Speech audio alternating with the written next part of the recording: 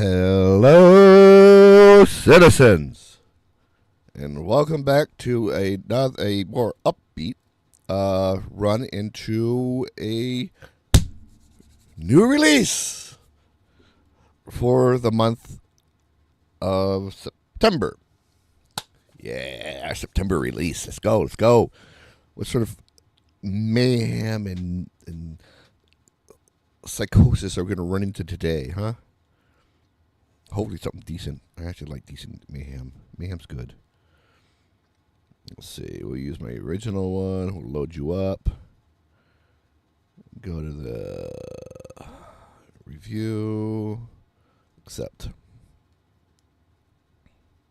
I don't need to put a tutorial at this point. I'm quite familiar with how things are run.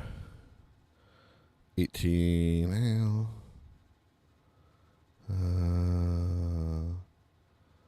new Babbage 18, new Babbage 18, new Babbage 18, new Babbage. I don't know what I'm gonna do. New Babbage. I'm playing. I'm feeling kind of frisky today. Confirm. I'm probably gonna regret this. Most likely gonna regret this. But hey, you gotta try it to get to buy it, right? There you go. That's a bit better. I gotta bring my volume down. It's getting a little bit closer to red. And I do not need to blow your ears off. Alrighty, alrighty, alright. Let's go. Diving into it. One step at a time.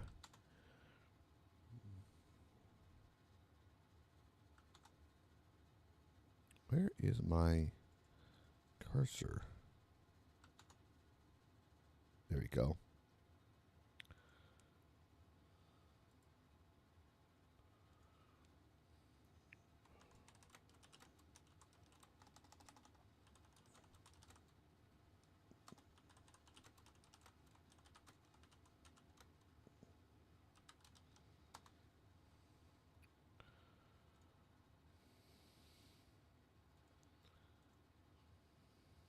Oh, here you go. I do like this. Start off, not out in the middle of nowhere. We have to run to this thing. We are in the hangar. The glorious extra large hangar. I hope it's extra large. I'd be sad if it's not my extra large hangar because I like my extra large hangar. It's beautiful. Gotta love these streak marks. Yeah, got some action going on in here. Somebody dragged something away. Yeah, all right. Let's go. Let's see. Let's get ourselves dressed up first. Get all dressed up with nowhere to go, right? Take the helmet off. I don't like that jumpsuit. Let's get this set up. Oh, yeah. Let's go. All this gear. You know what? I'm feeling a bit like camo underling. Maybe. Not white. I don't want white right now. I got a lot of white, but I don't want white right now.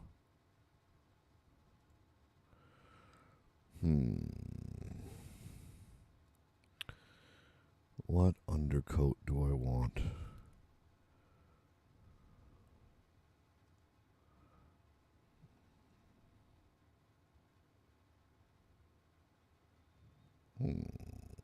You know what? I like that. I'm feeling it. Yeah, I'm feeling that. Let's go. I like that. It kind of accent things just right. I like that. We'll go with the black helmet. Ooh, I got my spare red one here too, or white one.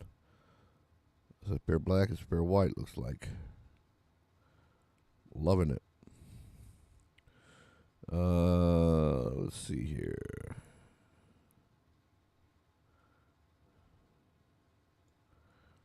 Oh yeah, I like the blue. Classic. It contrasts with that red beautifully. Okay. Legs, sure. We'll do the lighter. You know what? It's not too bad. It's not too bad. Arms. I prefer to keep with the other one's arms possible.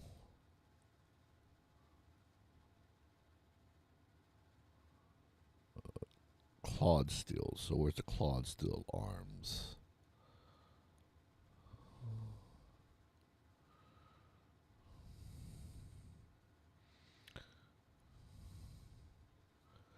Clawed steel legs. Oh, I got multiples of those.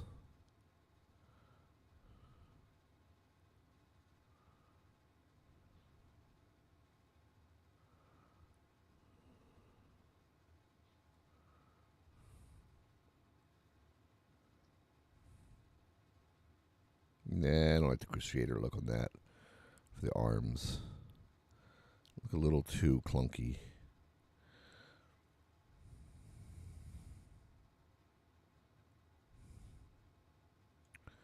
You know what? I'm feeling it. I'm feeling it. It's heavy, but I'm feeling it. Yeah. Definitely feeling it. Largest backpack I've ever found, so I'm gonna go with that. Go to weapons next.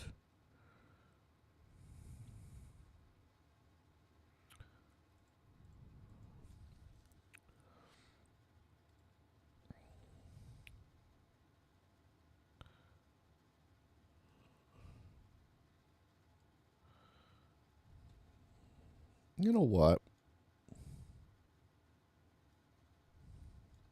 Yeah, I like that.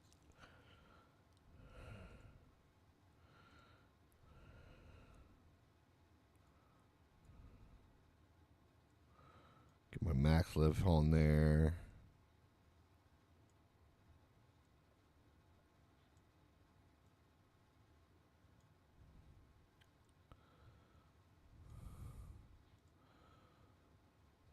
Damn it.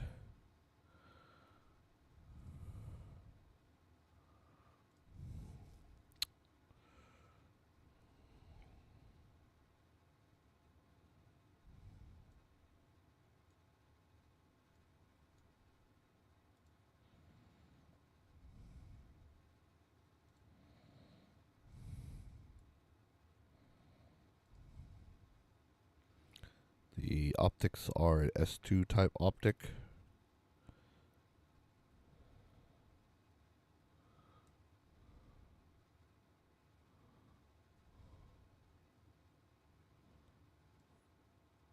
Yeah, let's do that. I like that. I like that idea.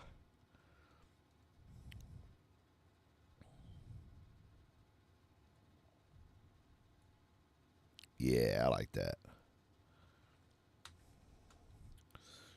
Right. Now, time to look at what we got.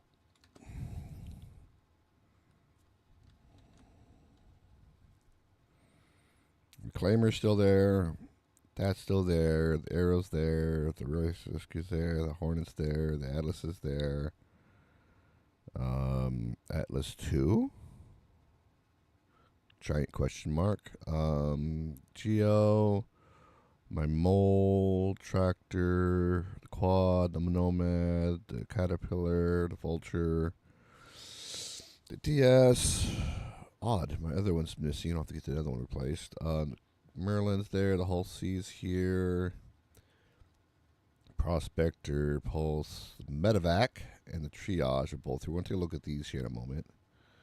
Aurora, Constellation, Lynx, and my Polaris. Let's go. Urza, Medevac, Nova, and Synth. I'm not gonna. I usually do the Hellfire. My one thing. But you know what? I'm feeling like taking a look at the Medevac. Let's see what she looks like. Our first look at the glorious Medevac.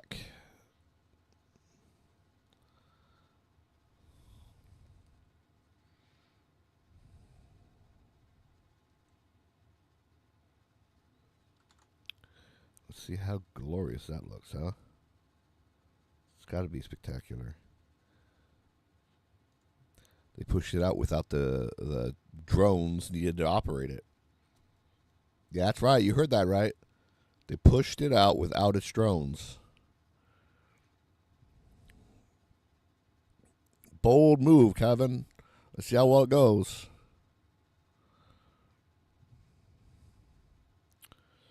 Putting a ship out without the core function available to it.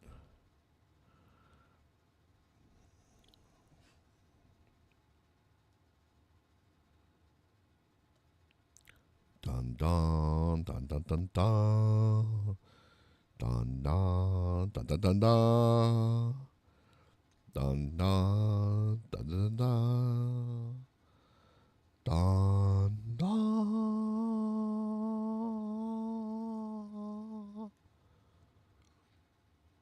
There it comes. It's blinking its lights off of the roof. Look at that. Look at those lights. Ready? And the gloriousness that is the Apollo Medevac. First off the gate, she's sleek. She's also, I will say this, she is bouncy. Do you notice that? Is that just me? Or do you guys see her bouncing? Is it just me or is it that ship bouncing?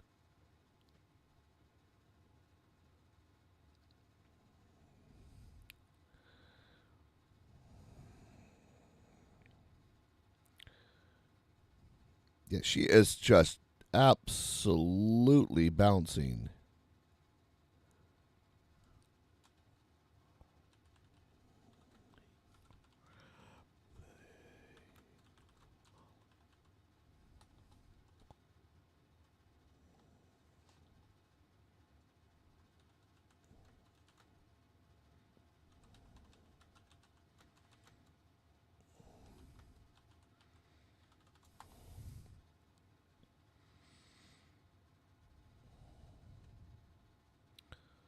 Let's take a look underneath. From underneath, I believe up front here, this section right here is supposed to open, and this is where the drone will come out. Yeah, look at this. This thing is bouncing. It's moving. It's not just bouncing. It's, oh, I see why. Somebody goofed. Its bloody freaking wings are touching the thing.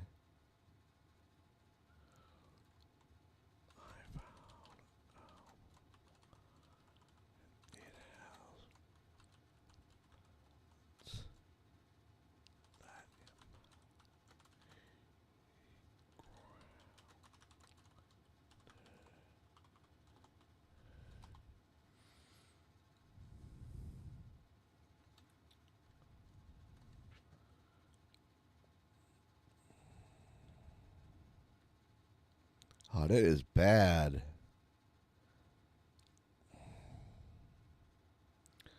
Right, once on board,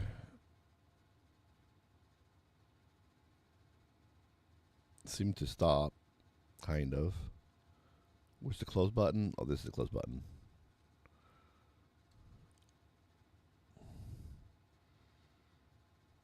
Okay.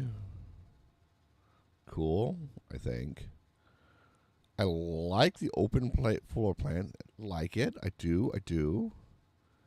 Okay, this is clearly supposed to be cargo.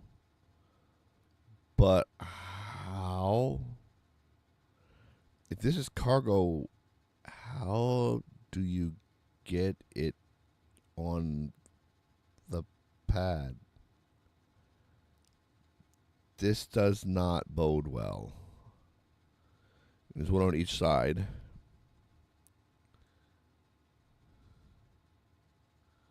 I like the terminal.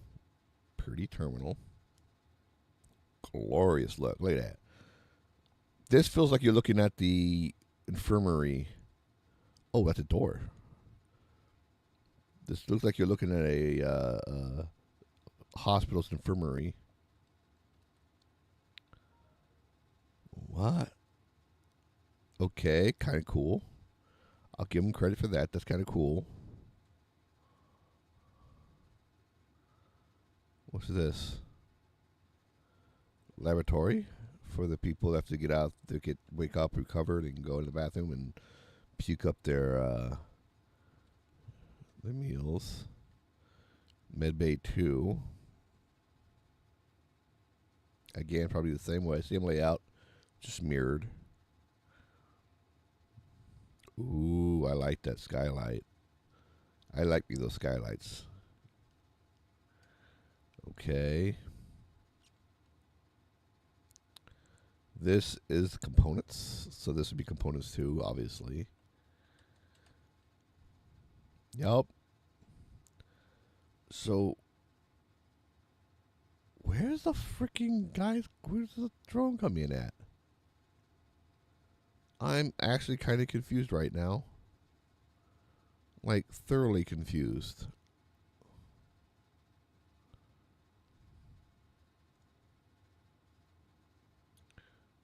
Okay, so you can put that away. That's cool. You got the beds on the bridge. Interesting take. Lavatory. Lounge.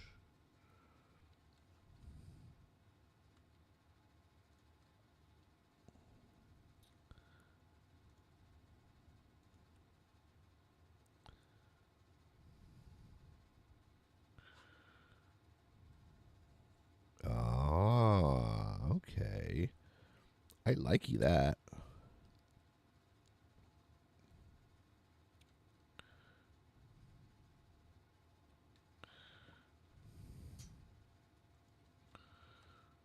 I'm guessing this is pilot seat. Yeah, pilot seat. It's a 2-seater.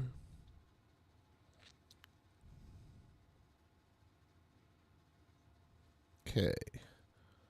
Fire it up.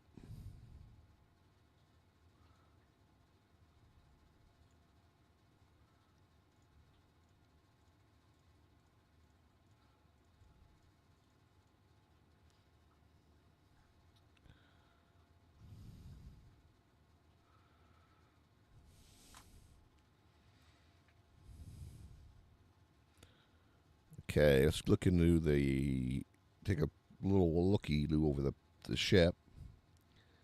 Yeah, I mean, I think it's supposed to be that right there opens up for the drone. I think. But the problem that you're having right now, somebody didn't check their measurements. The landing gear doesn't go far enough down, so those little bottom winglets stick out. Oh, wait, see, they're supposed to be out now. Ah, see, it was glitched. See, that's how it's supposed to be in landed mode.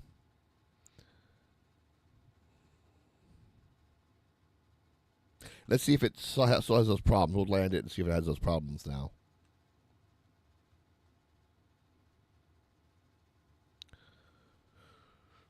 So I'm going to test to see if that is the problem. I ain't going to the back to get out, though, since evidently there's an elevator up here. I like. It's a nice, clean way of getting out. Yeah, she's not bouncing anymore. It was those winglets.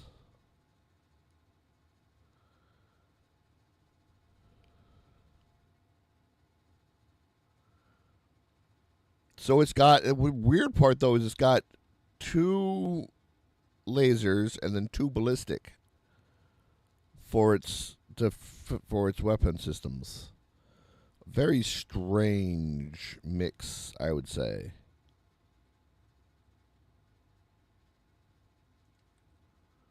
I'm going to send that up. And I'm going to go over here, and I'm going to swap out. I'm going to take a look at this. This is the triage, I believe. I'm going to take a look at the it's the medevac. I'm going to take a look at the triage. This is the medevac. We'll take a look at the triage, and then we're going to fly one of them out. Yeah, it's a medevac. I mean, it's a pretty ship. Don't get me wrong. I like it. It's just It's something I would want to buy in game. It's not something I would want to spend money on. Personally, I like the ship. Let's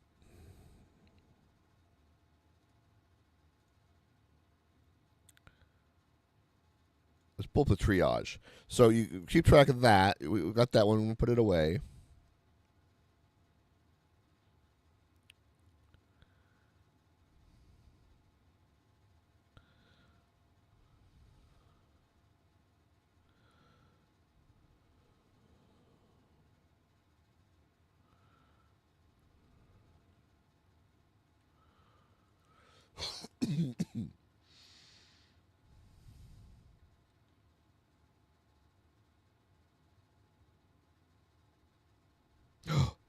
No way, man. They put a bed in here you can get up on and send it down.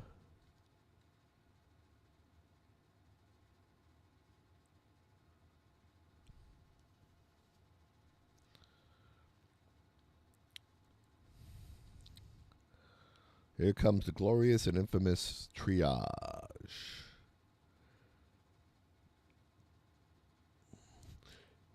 The ship they claimed would invigorate and envision was to become the glorious path of medical pursuits and treatment of those on the battlefield, the triage. Of the colors, I like the. Believe it or not, if this had a red cross on it, oh sorry, the cross on it, I'd probably be open to it. But I like the other one's color better. A white with a red cross would be better than a red with a white cross. Now we've seen the back. It's normal. So we'll start at the front this time.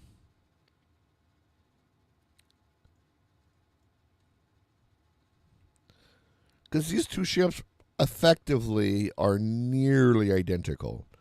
There's supposed to be minor differences between the two at best. First thing I notice off the top, bridge looks basically the same. Exact same layout. I mean, literally the exact same layout. Bridge side. Components. And then here, 3 beds, 3 beds. Are these literally identical ships? Like,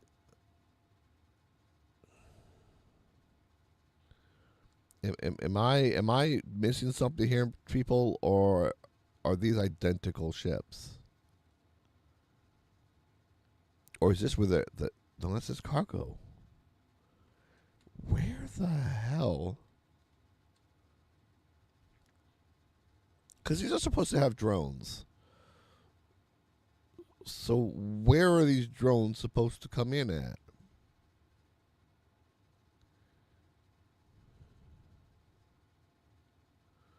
I don't see any location at the moment for these ships to have a drone show up.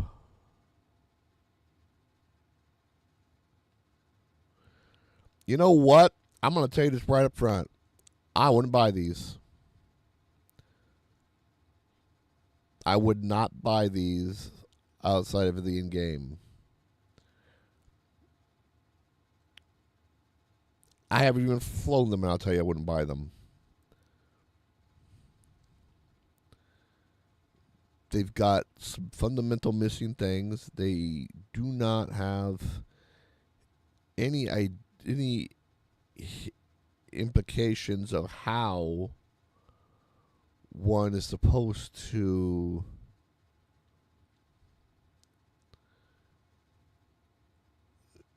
do this.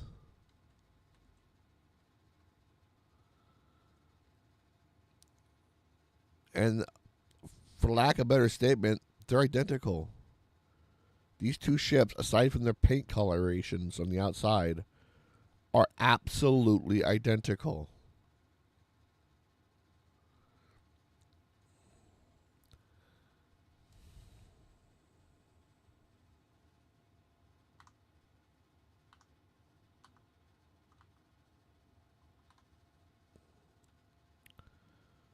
This one doesn't have that bug with the winglets down.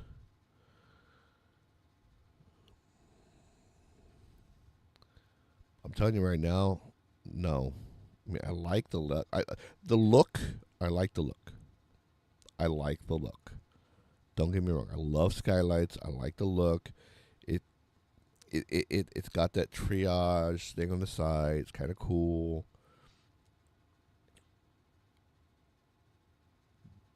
But I wouldn't buy it. I'm just being honest. It's not for me. I'm sure somebody out there would absolutely die and pay anything to fly this ship. I'm not that somebody. Oh, that's a different too. This has lasers and possibly cannons. Laser repeaters and cannons, I think. Yeah. So the top two are cannons. The bottom two are laser repeaters. On the other one, it was laser repeaters and ballistics. So that's another difference.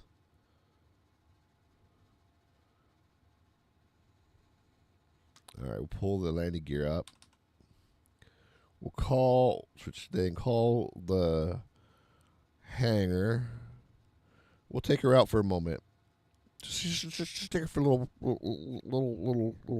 run around.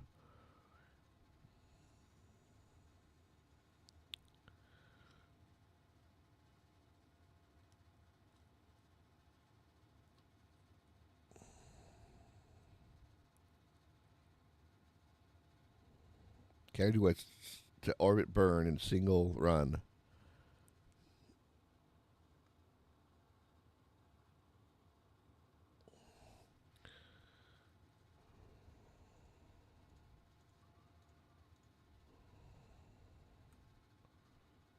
Okay. You don't got a lot of power.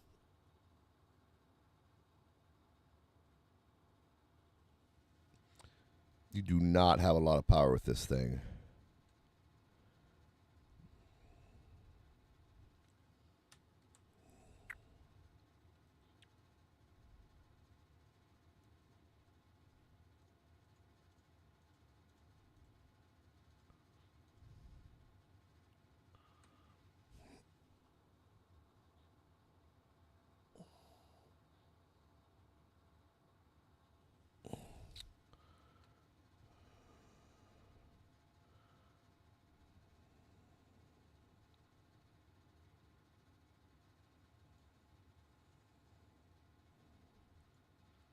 Okay, she gets moving.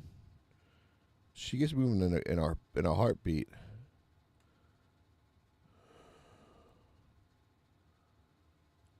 She's a mover.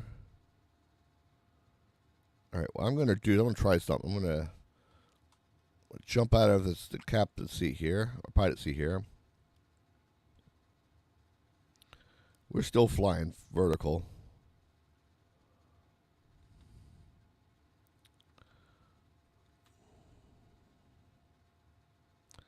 I'm gonna do one thing.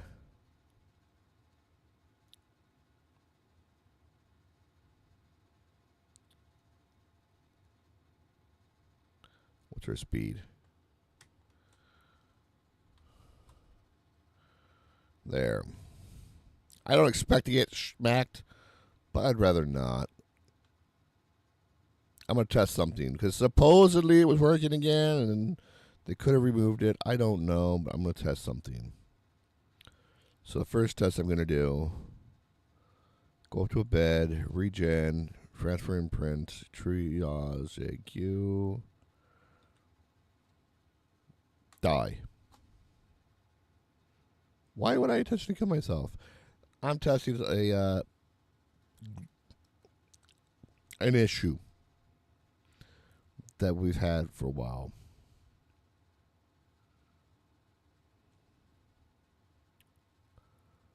And whether or not it's still a thing.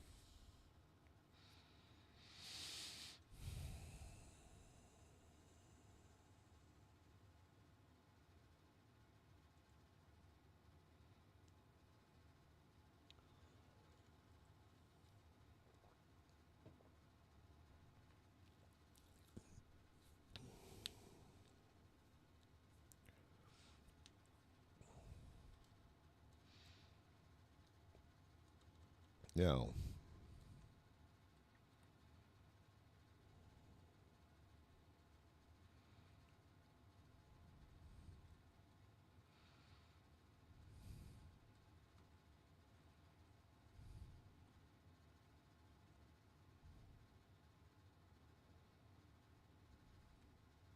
Hmm.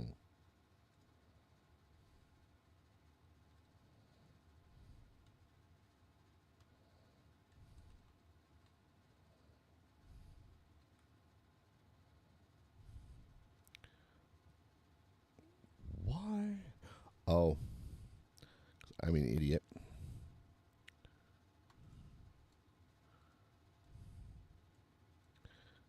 It's supposed to only duplicate if you put it across that way. These duplicated.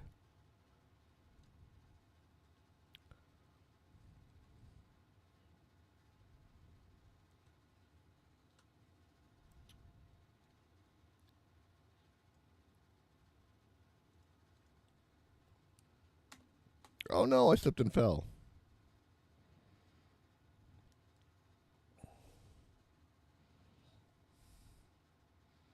Oh, I'm so clumsy.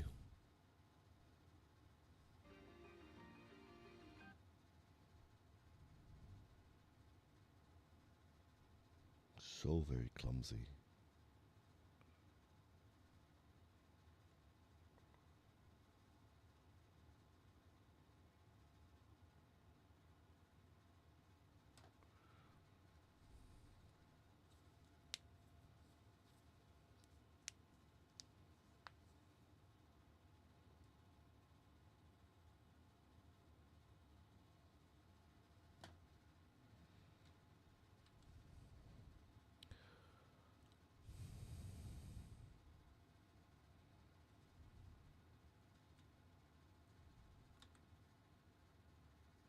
Yes, it does.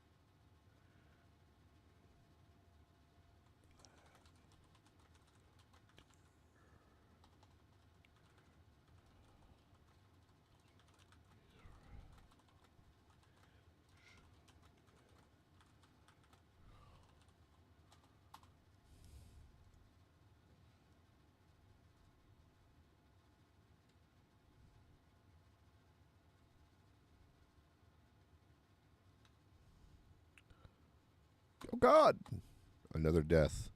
Why do I keep? I'm so clumsy.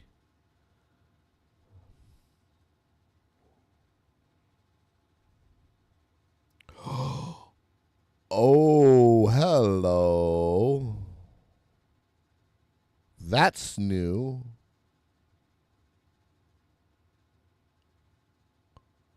That is new. That is new. Why wouldn't it put me in one of the other beds?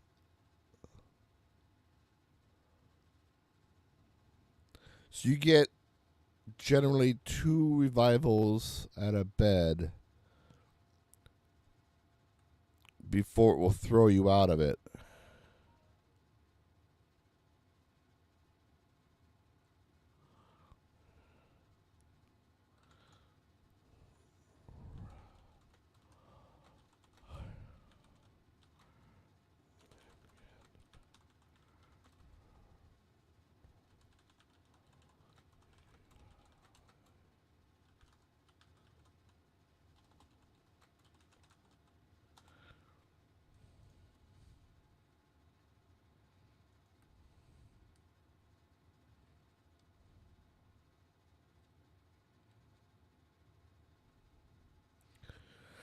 Not happy about that.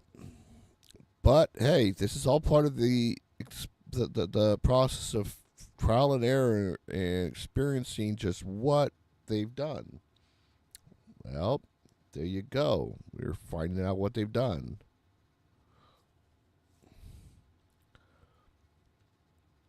Now, I'm going to try something else then.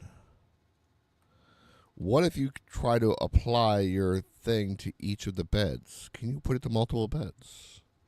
Supposedly that's a new thing being added, so we will have to check that one out because, yeah, that's a thing.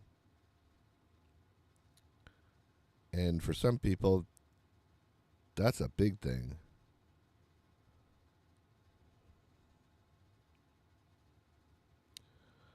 So I'm going to have to get back up to that ship, which is going to suck. No, you bastard. You scuzzy little bugger. It's only a minute, but god dang it.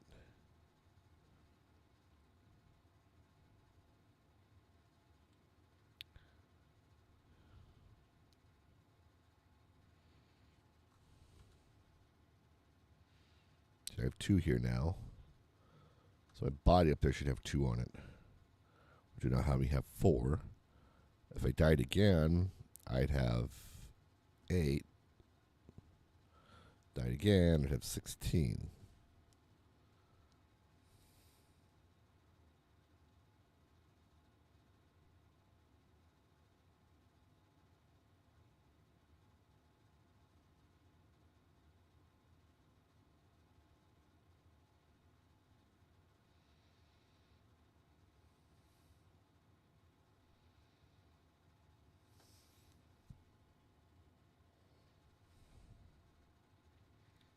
There we go. We're on board.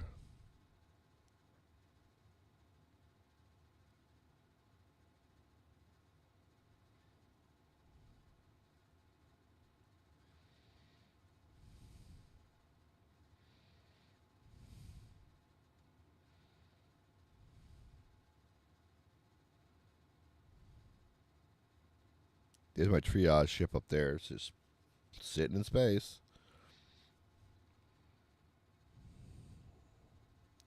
I'll take my arrow up to it.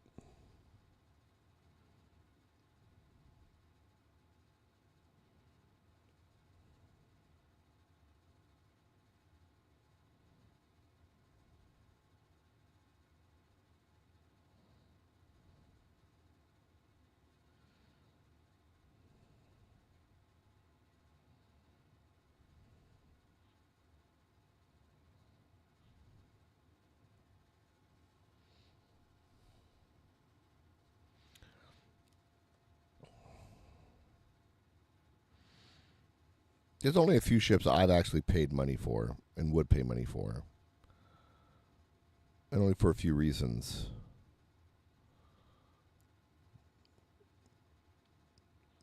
One of those is the Pioneer, because it's a god ship. We almost worship the Pioneer.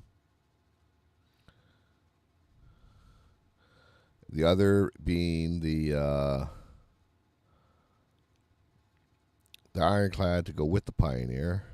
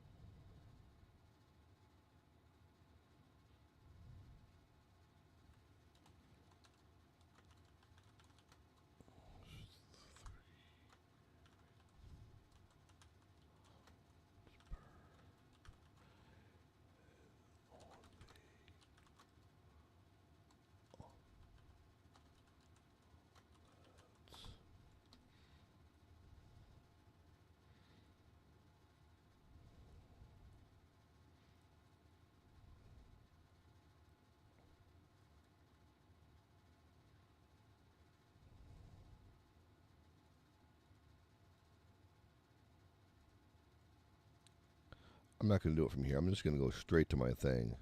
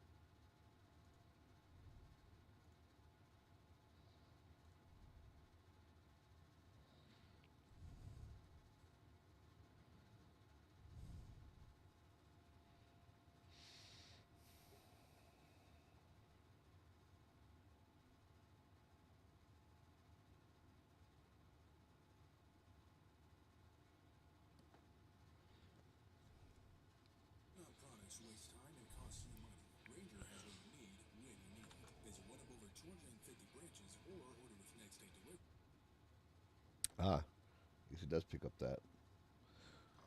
Interesting.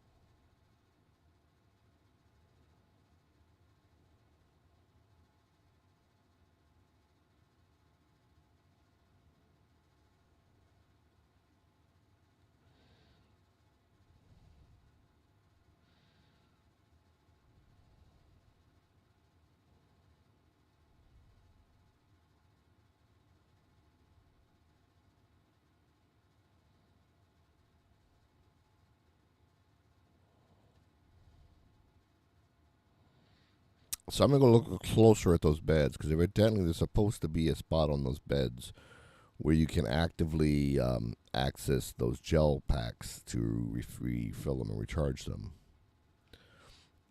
If that's the case, I might literally call that do a couple more revives and then steal the remaining gel packs off that ship for use on my Polaris and store it in my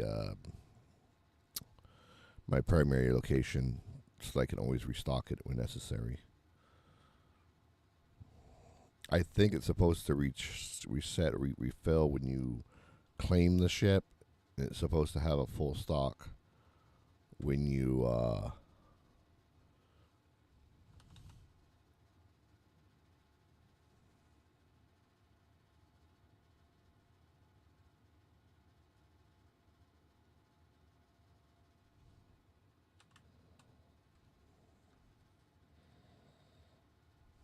full burn 2 Atmo in one go.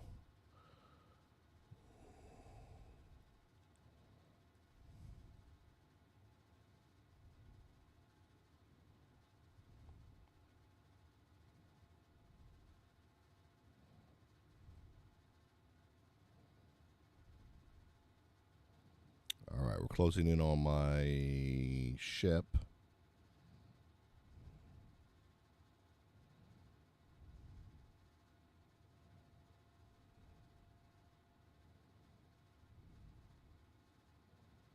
$21 km, 14, 15, 10. Kill thrust. Shields on. Full reverse.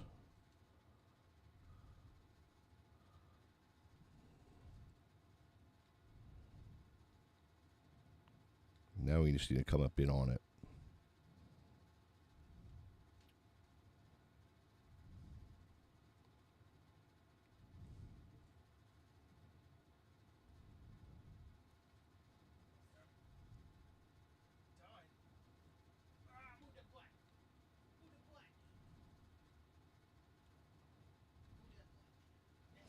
All right, we're going to go EVA now. So EVA out.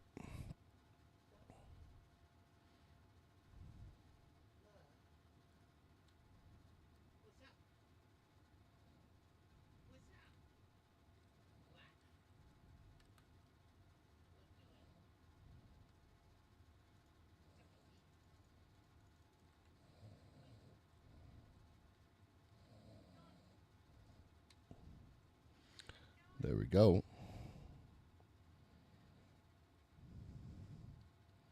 Call the elevator. Get on board the ship.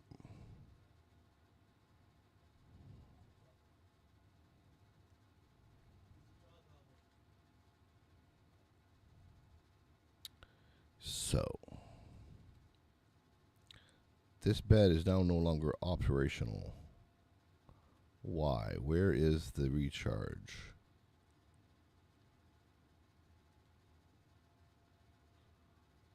Open. That's just a storage locker. Where's this? Oh, hello. So that's where they go.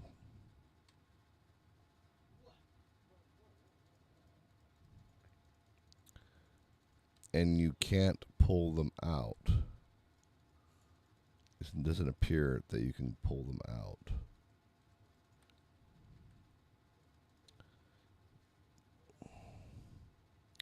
So this one is empty.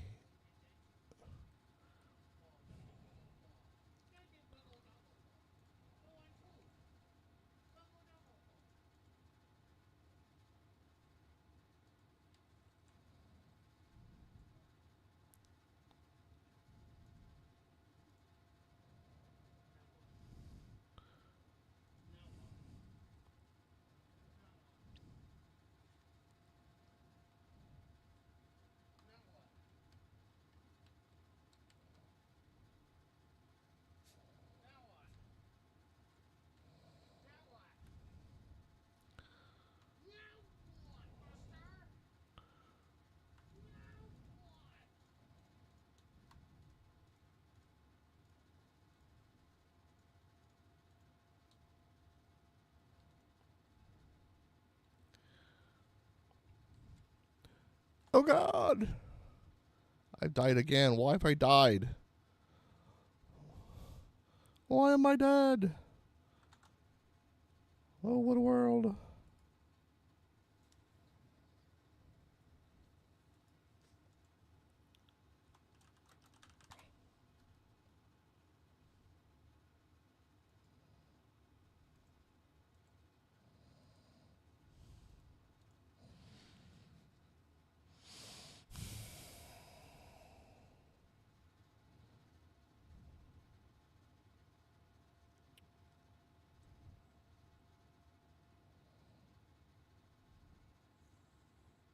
Okay.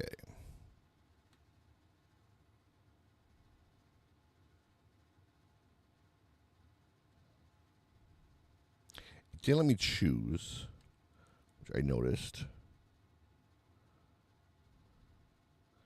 It also, oh, here goes. Med gels, 0 of 200.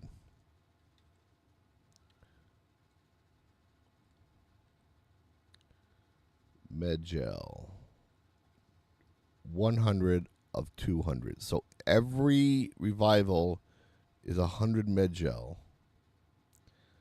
Each bed holds 200 med gel.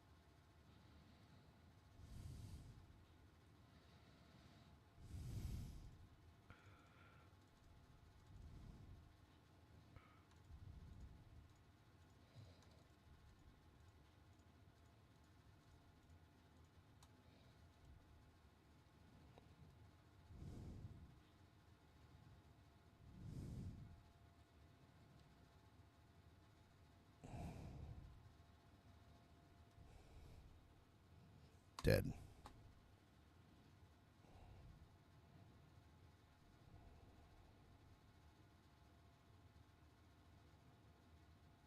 Yep. So yes, it's 2 per. This is not bad. It kind of balances it, so you're not constantly auto reviving. Also makes you want to have, okay, you're assigned that bed, you're assigned that bed, you're assigned that bed, you're assigned that bed, and having multiple beds is kind of necessary. So if your whole crew gets wiped the heck out, they get a chance to come back to you without one person reviving, the other person reviving. By the third person who tries to pop at the same bed, he gets kicked. So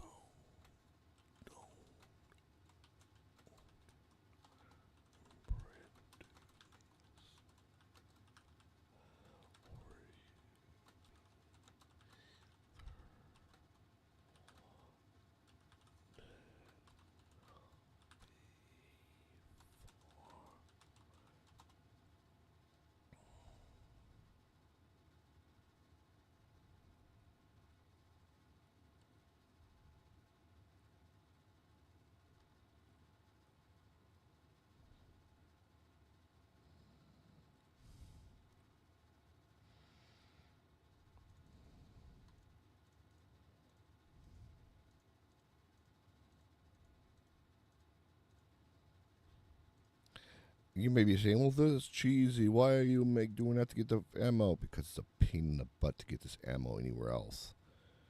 Plus, I'm experimenting. This is part of a test.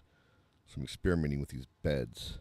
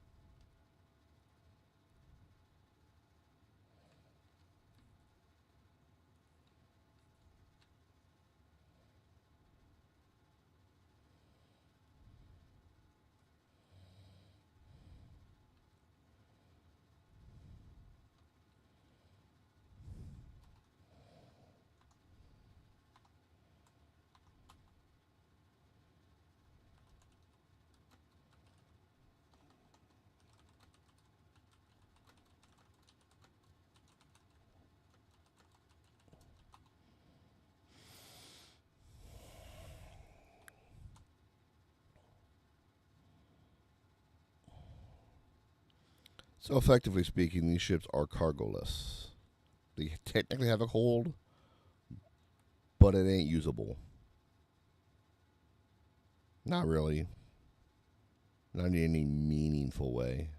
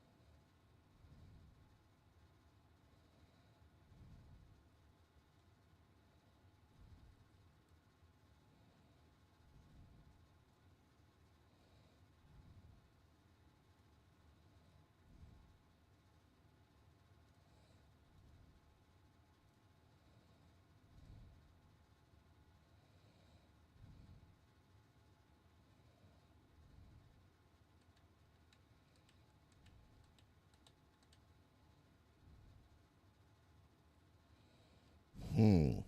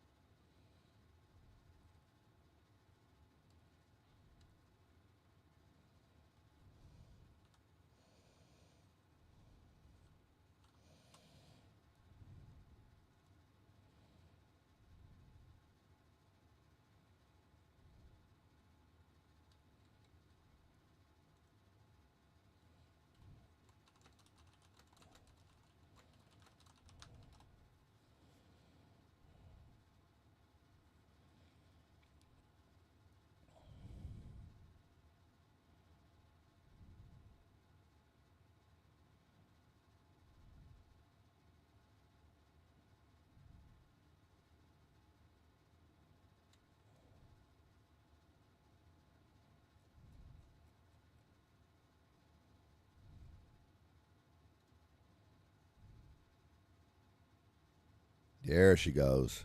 So it was badly positioned. Okay, that's what's going on there. While that's coming back up, let me see what else we have here still.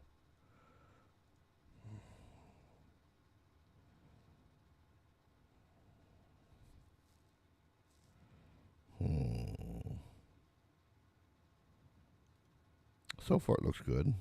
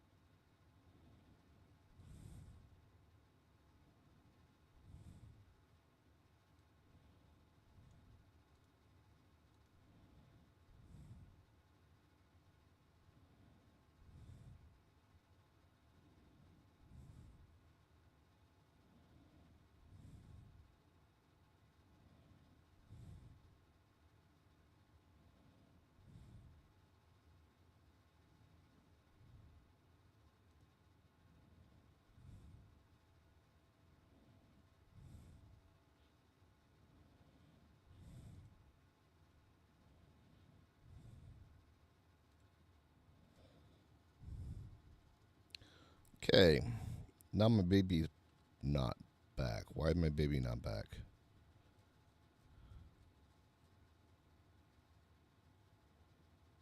Um.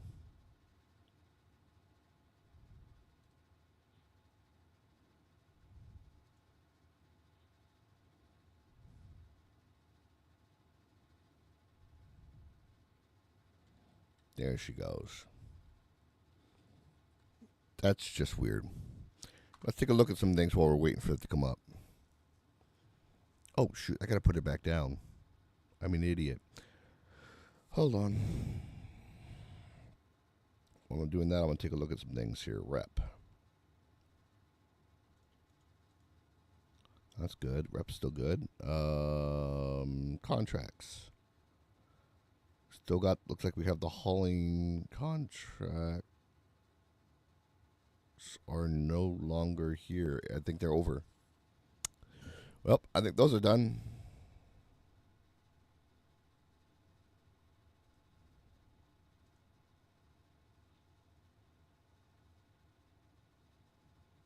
Yeah.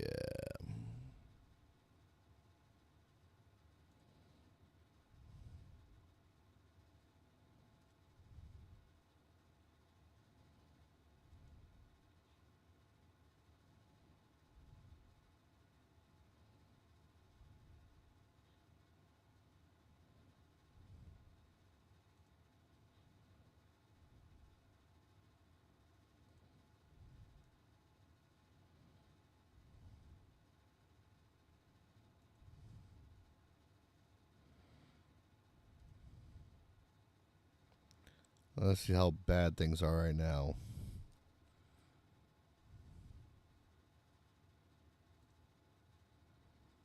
50 favor, 25 bits, 20 those stupid orbital things, 20 Karenite, 20 Fang,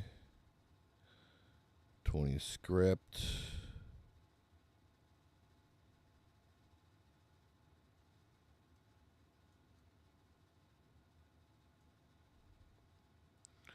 $15 interceptor helmets, 20 pearl, 20 metals, 20 pure Karenite, 1 Pinkle ball, 5 Janelite,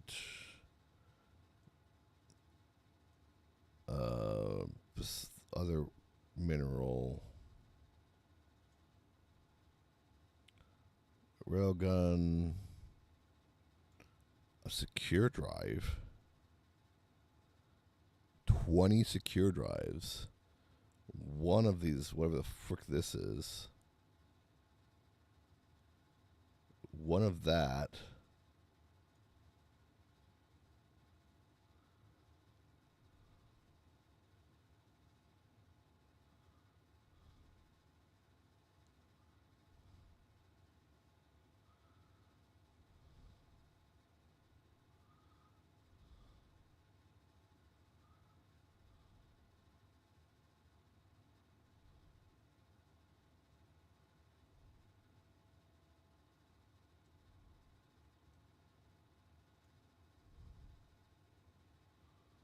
one, two, three, or 1, 2, and 3.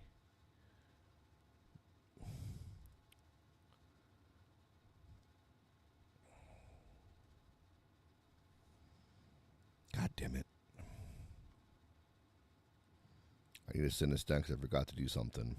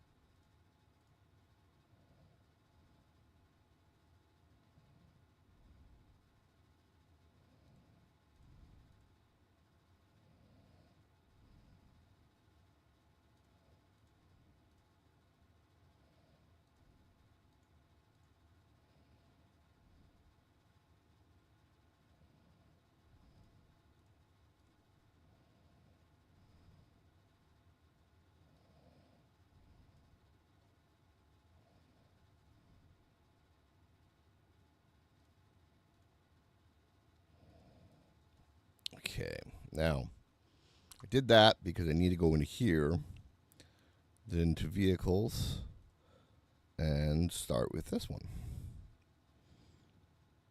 I gotta put my livelies on, you know. Save and equip. Atlas.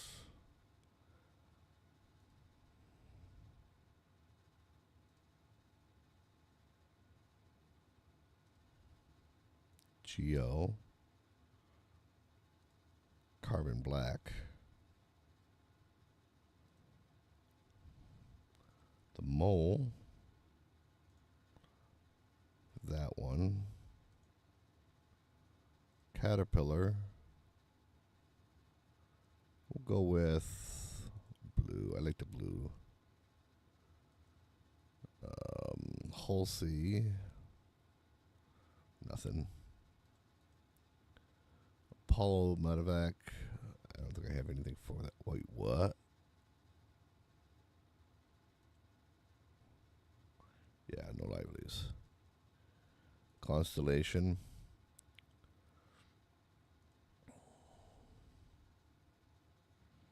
I actually like the Invictus Blue one to do that one. Polaris.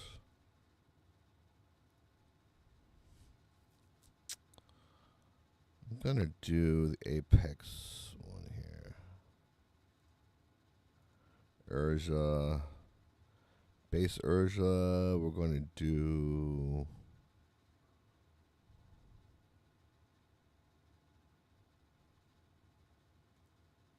a blackout one. Urza Medevac is going to be in blue.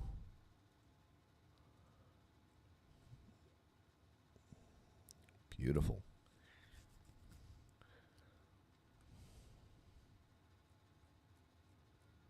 One other thing I want to modify, Manova.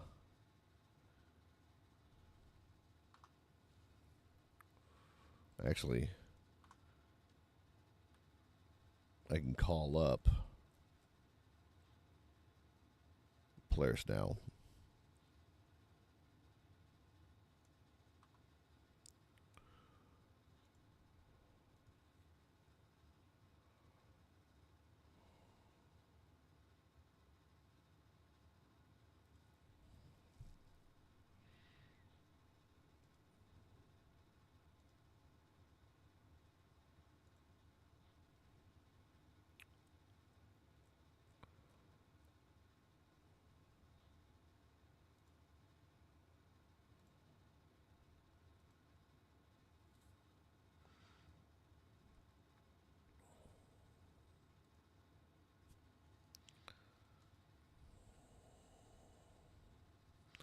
Big, beautiful Bertha. Or, as I like to call her, Thor's Hammer. Glorious ship. Absolutely glorious ship.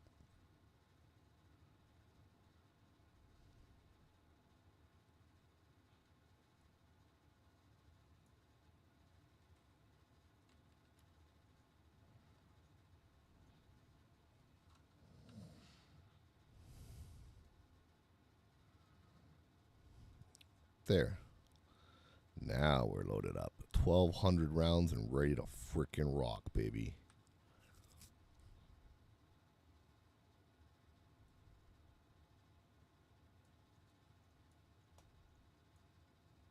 Forex scope.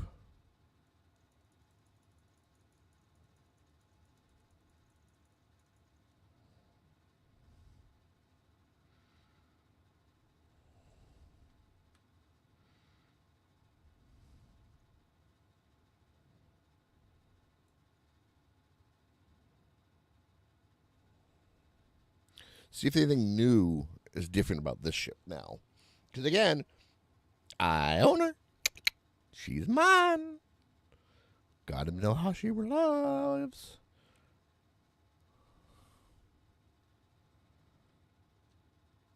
I'm going to go back and then go forward. So, don't think there's going to be any differences here, really. Dining space. Oh, hello. There's a fuse here. Didn't know that, but good to know. There's actually 2 recess locations and then 2 big tables. That's good to know.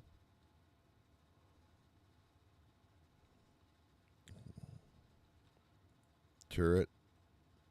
Escape, escape. Med bay. Did he change the med bays in here? If so, where are they?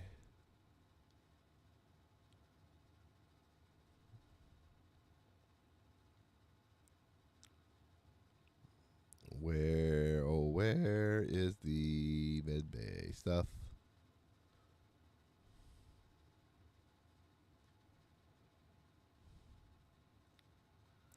See, these ones have 400 med gels. These are tier 2.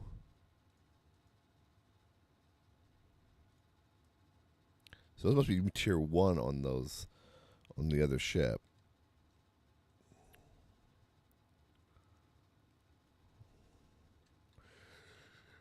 My question is, where's the refill?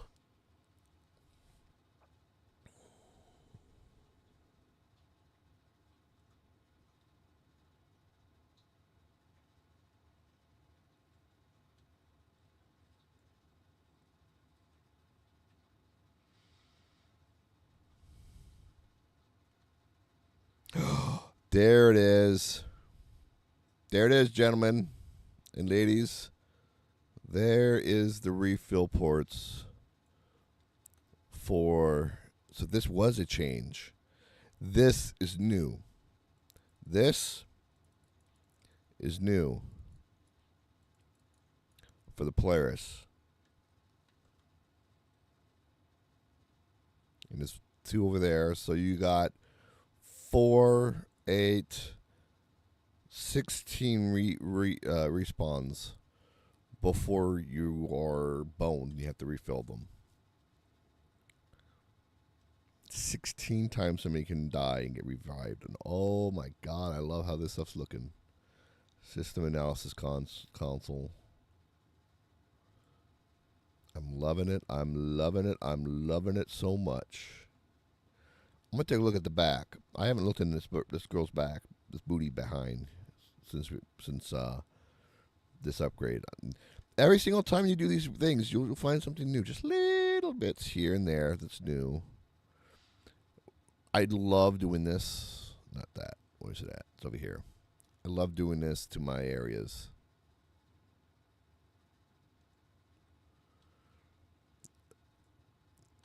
This is silent running mode.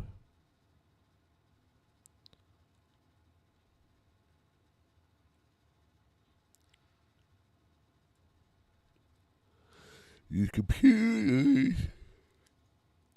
computers are getting details and data's on here. That's an admin screen for this ship.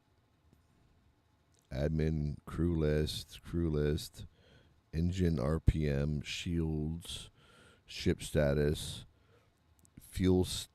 engine fuel state, and escape pods. What else do we got here? Connections. So these are the power transits and the different places we have to repair for blown fuses and stuff. So if you had blown fuse there, that would go flashy red, and you have to locate that on the ship. I think. There's like different radars, systems.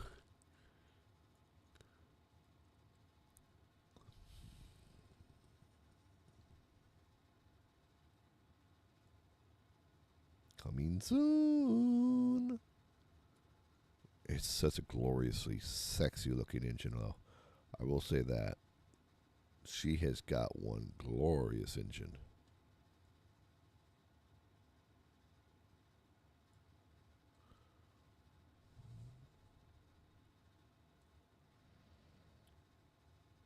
so cool looking.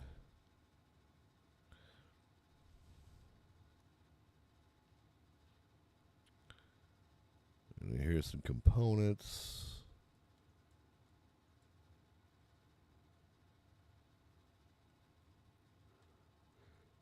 Resecure the components.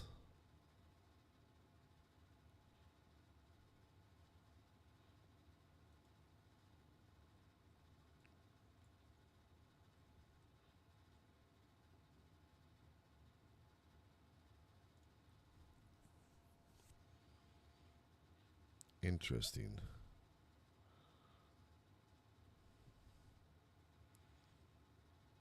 So this is cargo bay, sub-level 2. I would rename that engine bay. That's engineering up there. This is engine bay, not cargo. But whatever. Nothing, no life there. Ooh, look at that. That looks so cool. What does it say? Connections. So those are the feeds that go out of the engine and feed the rest of the ship. God, it's so cool. It's so cool. More of that. Multiple things there.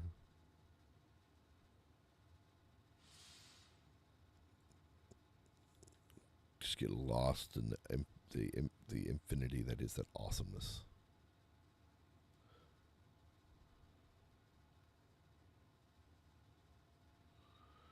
Going to the cargo deck. Torpedoes.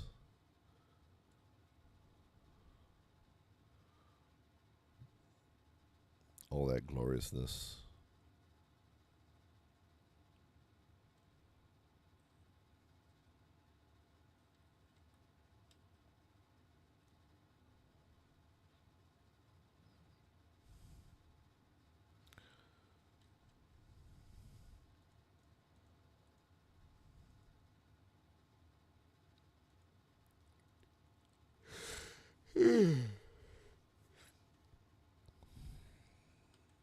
Up the bridge.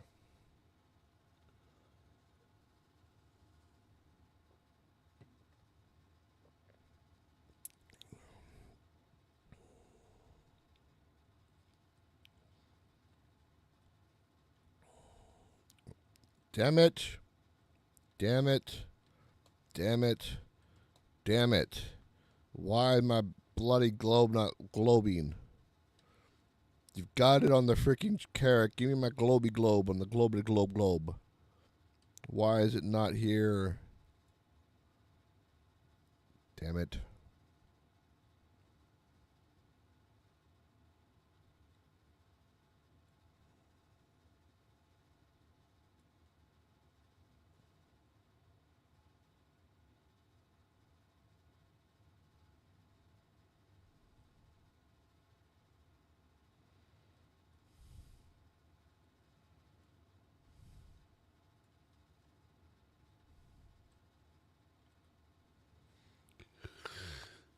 Yeah.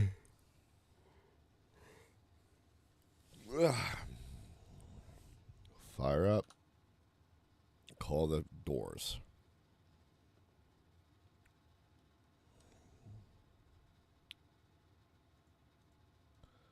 Why do they keep setting my stupid shit to something else I don't authorize? Okay. This is with shields on, so you want thrusters down, shield up, and weapons up with shields up. When you go to other mode,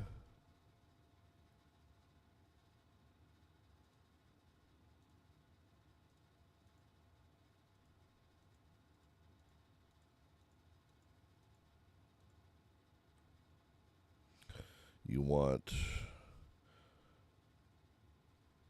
firearm down, engines to max power. Why would you want max power in nav mode? There's a very good reason for that.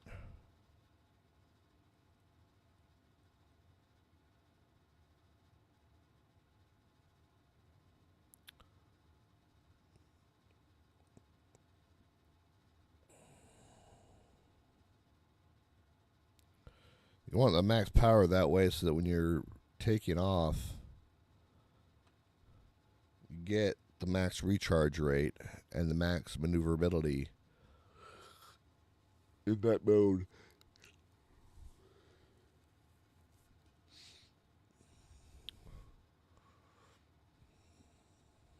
You get a notable maneuverability boost when you go into nav mode, when you're in the you have the power shunted to it.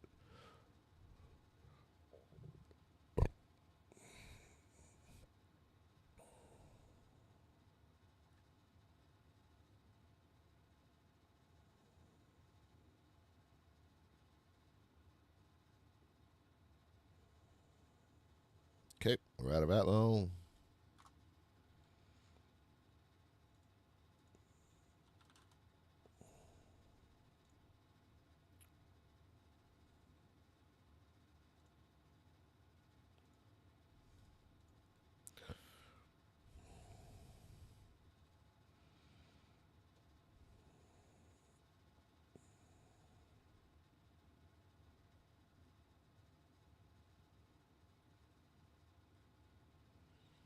Let's go.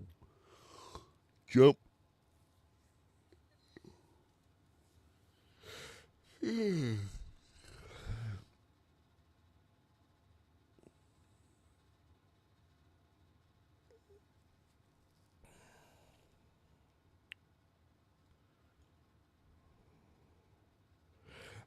Apollo, I can guarantee you, will fit inside of an Idris. It will not, I don't believe, fit inside of a Polaris, but it will fit inside of an Idris. In fact, you might be able to fit two Apollos inside of an Idris.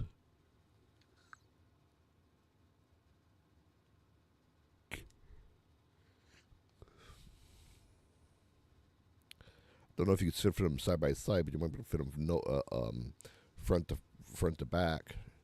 They might have to be tilted to fit in there, but you could probably fit two in there.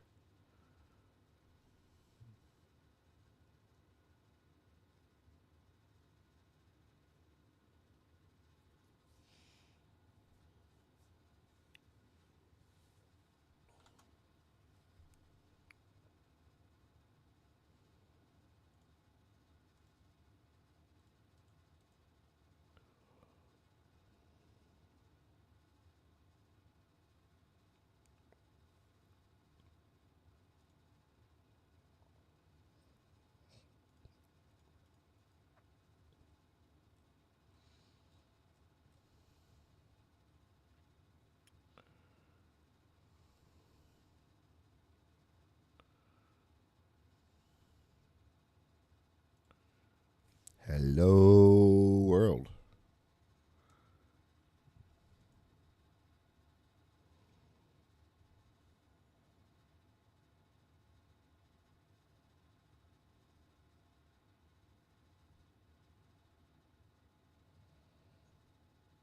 What's up?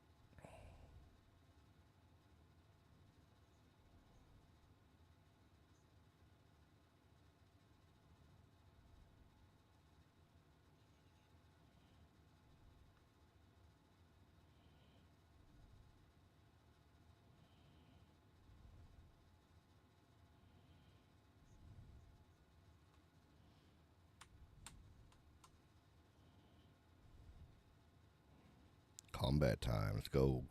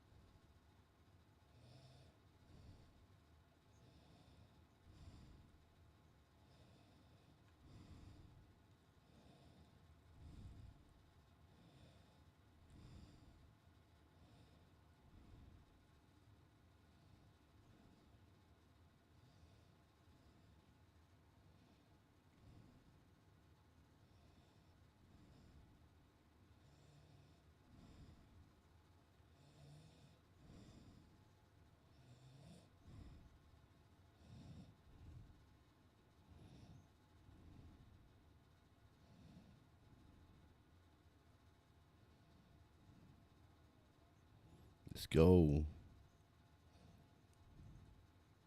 No, you're not. You're not under attack, buddy. There's no one near you.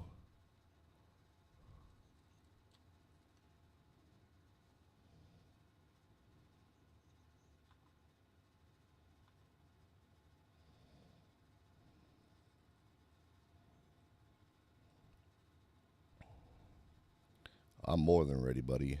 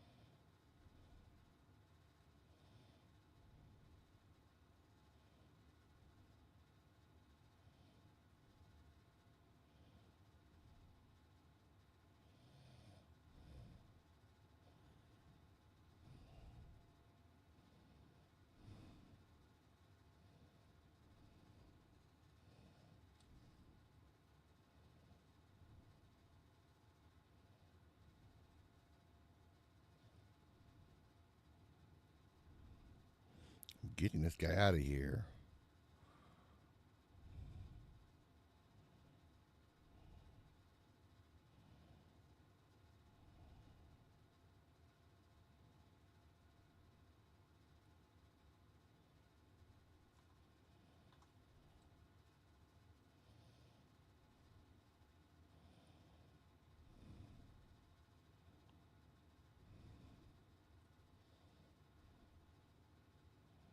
I'm taking out some assholes.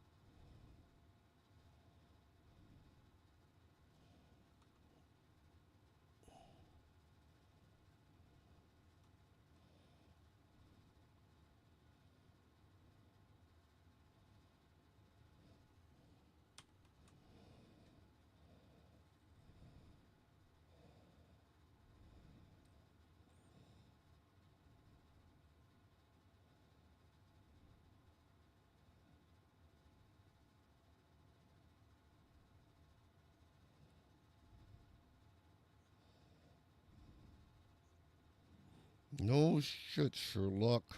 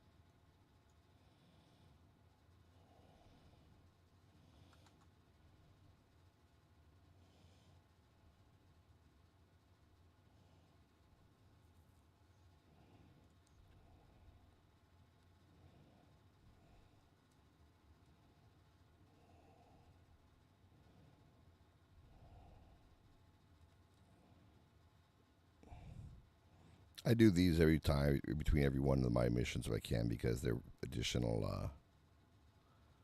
It's useful.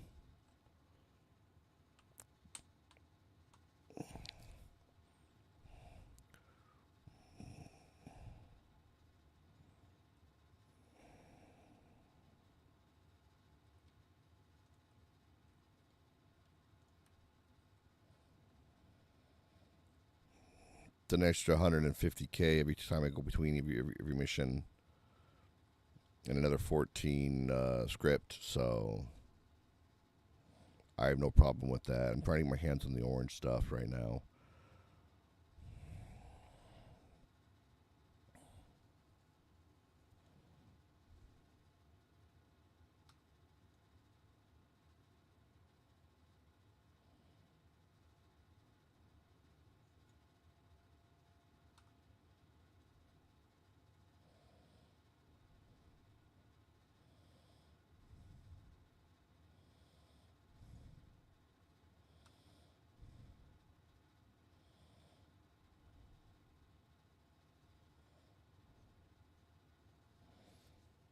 Come on, buddy, back up here.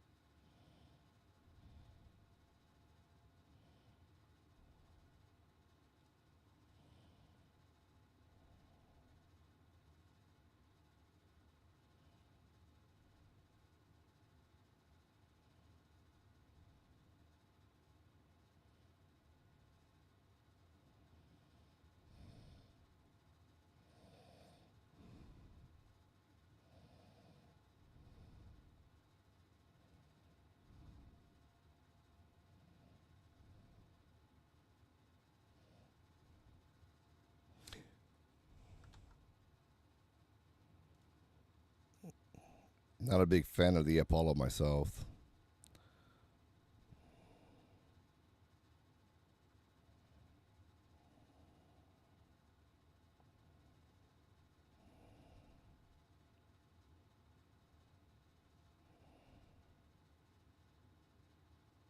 Come on.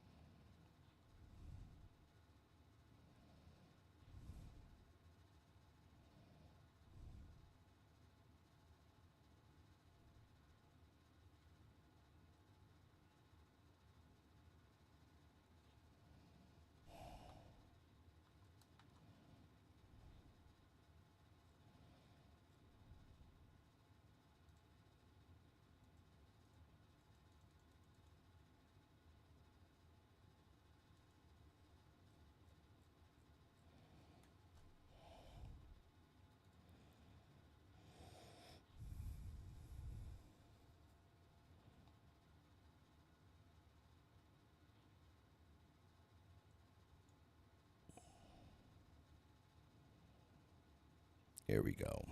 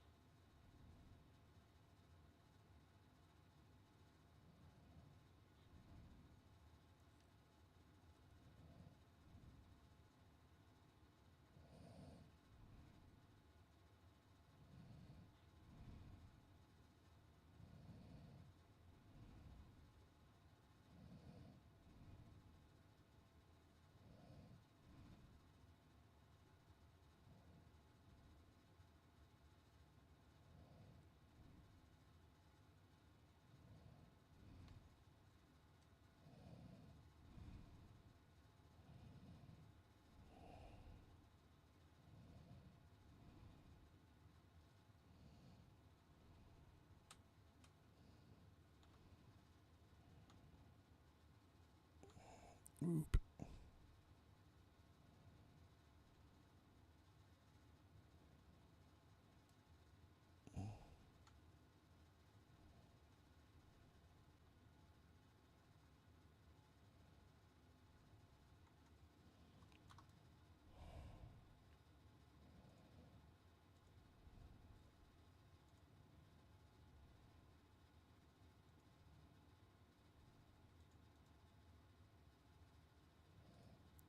Why is this not working?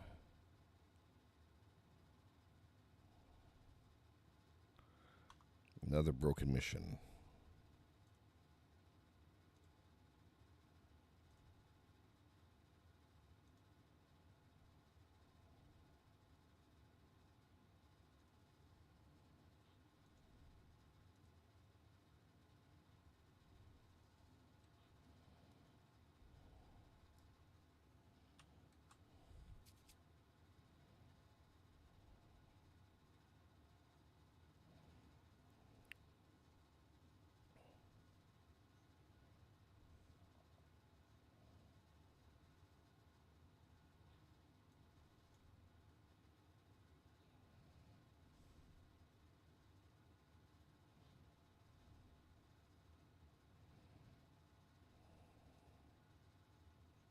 Yep. No.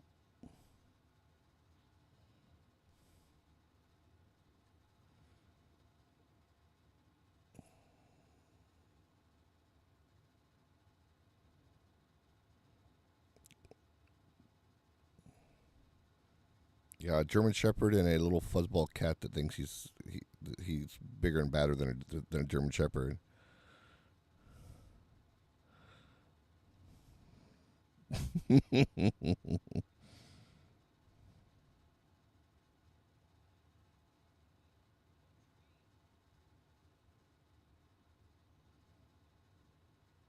Yeah.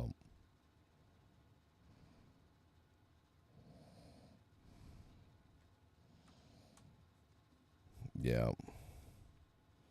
They usually are. They're just loud. German Shepherds are loud boys. Their bark is so loud.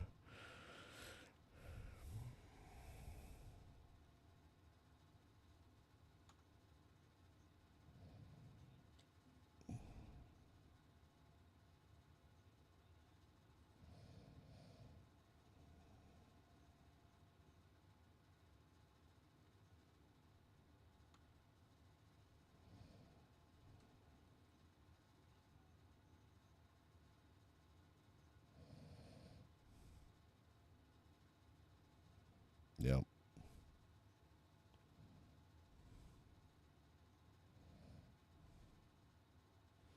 I'm out dunking around with my Polaris soloing a bunch of small little side missions. Dude, it's so sad because I mean I'm literally just fly in and just let the PDC just shred everything.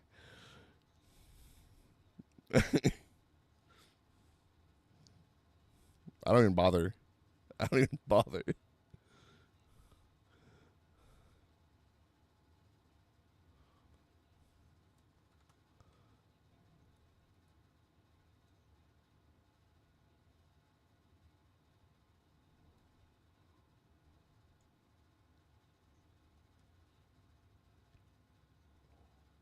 Mm.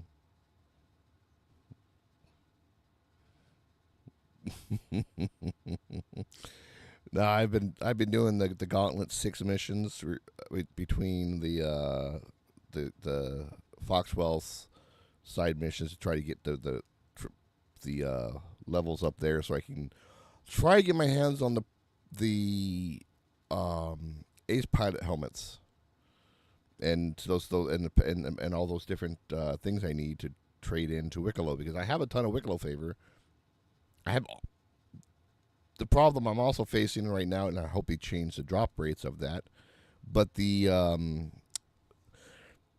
Karenite Pure evidently was such a ridiculously asinine drop rate that people are wanting like 40 mil per piece. I'm like, what crack are you smoking?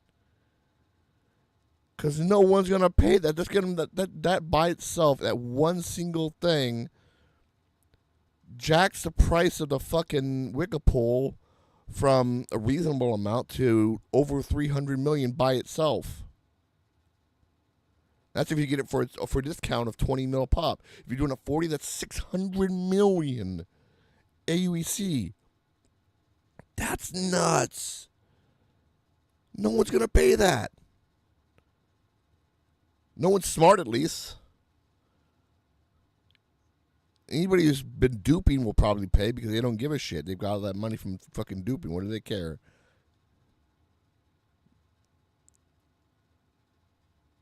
So I'm left going, okay, and the person I would normally buy from, he's like, yeah, that's what the going rate is. I'm even giving you half off. I'm like, even you wouldn't, you'd have to literally sell it to me for like $2 a pop, which you would never do if that's what the true going rate is. If people are really that dumb and paying that much for it, there's absolutely no way you would sell that to me.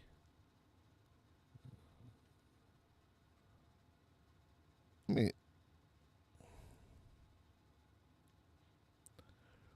well, that's why I got pissed. I got pissed about the whole fucking duping bit complaints. Had they left that alone and not give it a shit about it because it's a fucking alpha. It's not hurting anybody. It's not like it's the actual game.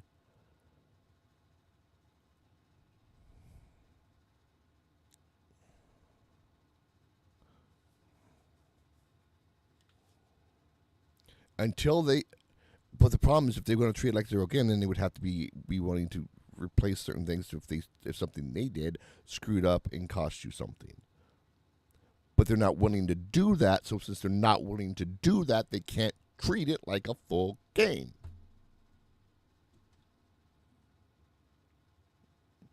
I wouldn't care if I was allowed to dupe some of that stuff and just get my fucking wicked pole and be done with it.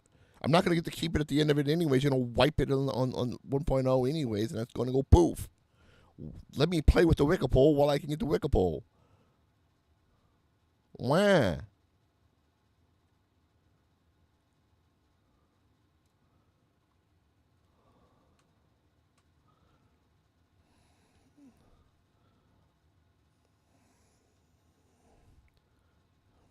Oh, I'm gonna look and see what they have up for ops right now because I've got a few things I'm wanting to do, some things I need to do. I need to get my hands on the I need to do the worm missions at some point. I have the card, the one of the cards for the worm mission, but I haven't done the worm mission because I also want to get my hands on the shooty walkie thingies, the Ctiizen or whatever they are.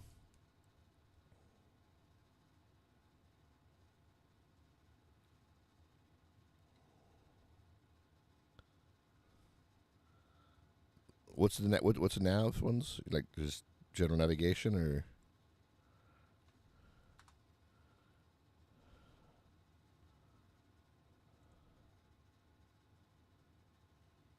Onyx? Isn't like the you mean like the subterranean ones?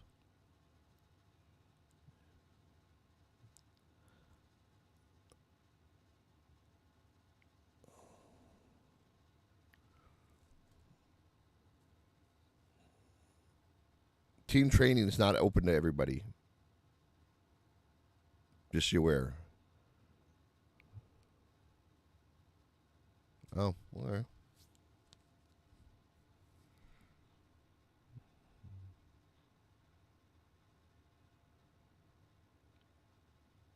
Armored is in like vehicles or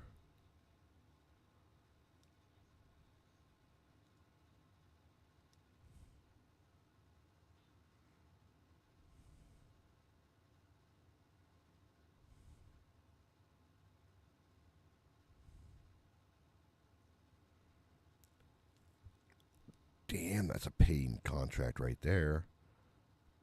Orange level contract, protect our client's interests for Foxwell. Pays 222K AUEC and it gives a 14 script out. So I'm starting to get the orange ones. I'll go ahead and do that one. I'm slowly getting my Foxwell levels up there so I can explore and see what I can do in this monster of a ship. I traded this out for the I traded this thing out for the Carrick that I had gotten as part of the exploration pack. The other ship I'm dying to get my hands on once they release it is the Pioneer. That's going to be a glorious ship.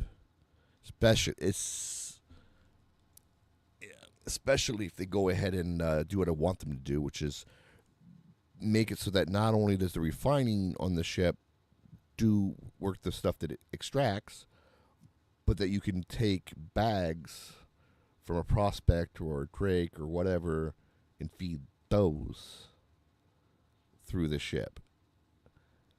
That would be awesome.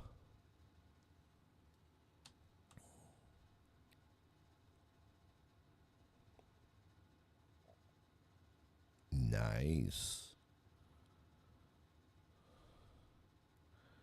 She's a good ship. She's a good ship. I've flown this. I've also flown the Idris, and the Idris. She's good for a number of things. It's great for like organizationalized group thing, but it's definitely a multi-role ship. There's very little, if any, functionally usable solo operations on that. You definitely need to. I'll generally, it depends. I'll actually won't have a problem running back to the rooftop ones that are because actually I'll do this right now here. Running back to the rooftop ones and taking out some stuff with the cannons.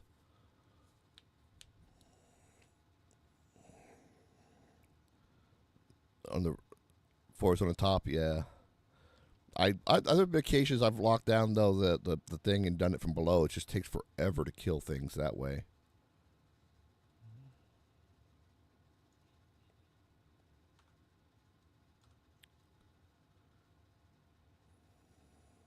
You're gonna go boom boom in 5, 4.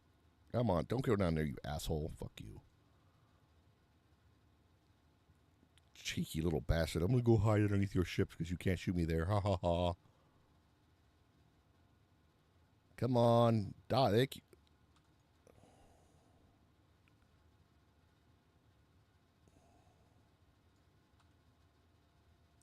That's one down. 2 down. Splash 2.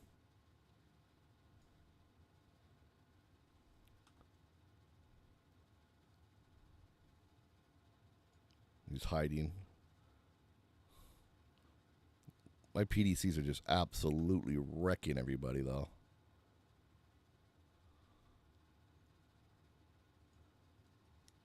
Oh, she is a badass fucking. For anything that's above a certain size, she'll just absolutely wreck it. You watch your shields just melt under the firepower of it. It's like, okay, bet. Where are you at? There you are. Went underneath. Come on. Let me make a topside bunk. Come on, so I can kill these other dum-dums. Oh, God, yeah. Then this thing will truly be a solo monster. Because I would set all the bigger all the turrets to target things that are over a certain size, and the PDCs will take care of everything smaller than that. At which point it doesn't matter.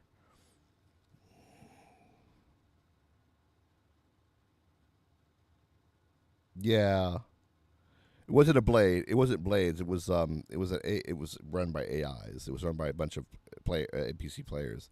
He kept the players alive. He kept the NPCs alive on the turrets so they would shoot for him. But no, I mean it's great for running missions. I've even had ships repeatedly just suicide up against it because they can't. Oh, while during that the whole supply mission, by the way, because this thing has a hangar bay that's huge, I would routinely take the hangar. I would routinely take it in on some of the capture, the recovery, the cargo. Never bother kill anything directly. I would just park it with the hangar open right up next to the ship, drop the stuff from the ship directly into the hangar, and then bounce. And I'd go to the next one. I'd cancel, go to the next one, and boom, boom, boom, boom, boom. Get like 2,000 SC, 2,000 to 2,500 SCU inside the ship. Go back to the thing and just unload it. If you have multiple people, that's even better because you can put one person on the ground, and the other one's got to take care of it from the. You have one person on the ground moving it into the elevator, and you invert you take the Polaris, you take off, roll it upside down, land it on the roof, and then unload by throwing it out through the hangar to the person waiting down below.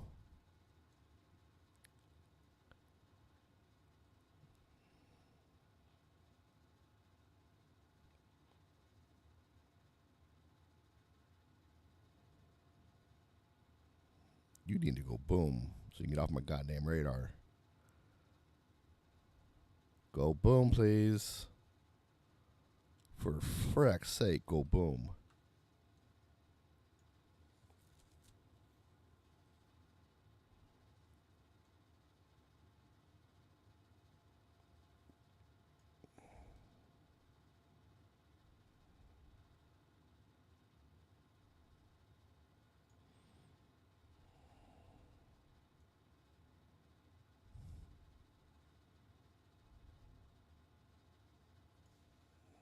Yeah, no shit, because he was dumb.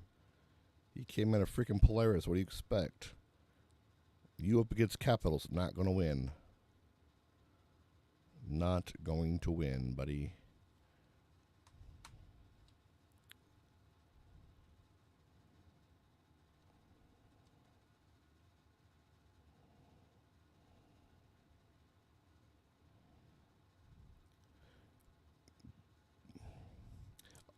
Also, this screen is critical. If you notice something, no, this is the shield manipulation screen. To boost certain sections or for panels, depending on where you're being primaried from. So if they're primarily stalking and targeting your rear end, you boost the rear end, and it makes them regenerate faster and have more health points in that area. No, I just put that. I set down that screen, and I set the power management on the other screen.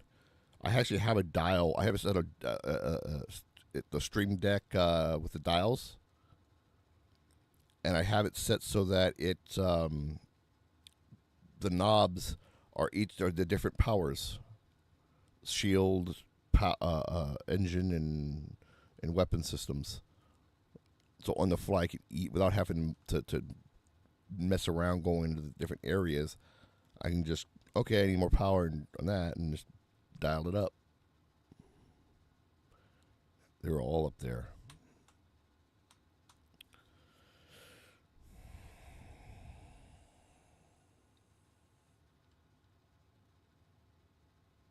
I'll just do this. You want to sit up there?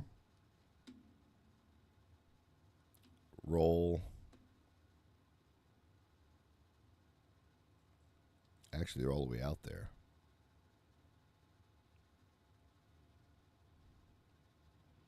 Nah.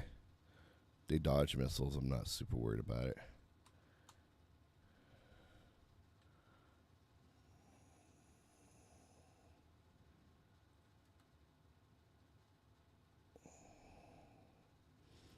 And with having over 2 million hit points, I'm really not worried about any of these things really killing me. Even if they take my shields down, it's not like they're really going to do a whole hell of a lot of damage.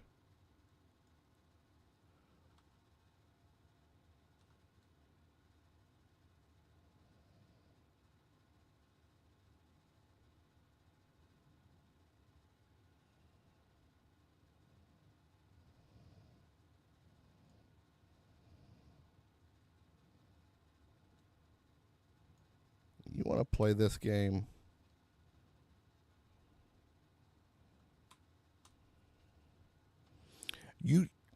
I usually swap up the top ones so I have 2 repeaters with the 2 cannons rather than 4 cannons. I do that simply so I have a little bit more flexibility. No, I own the Polaris, yeah.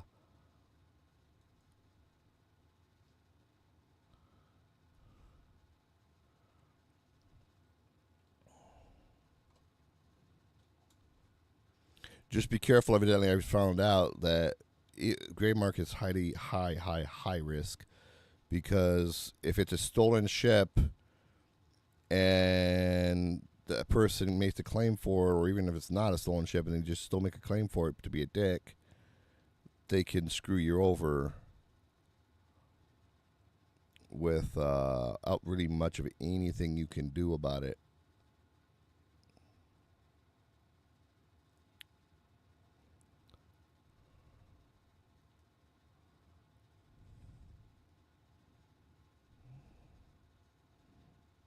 Mm-hmm.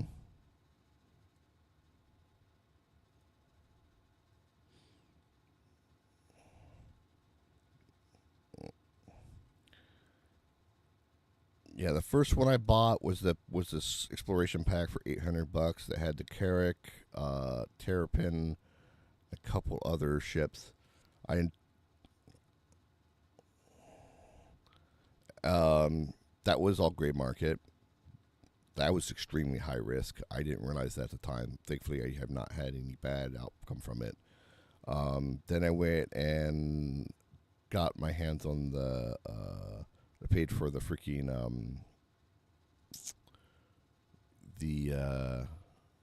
lovely. Paid for the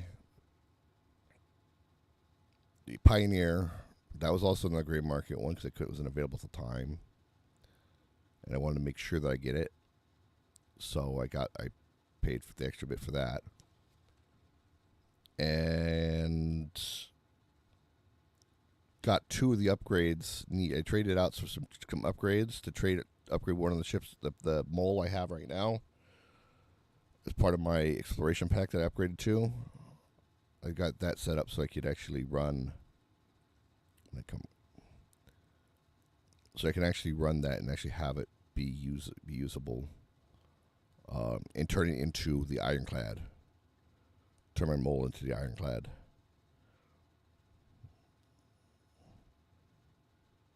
It's the Ironclad's going to be it's almost purpose made to work in hand with the Pioneer, given the space it has.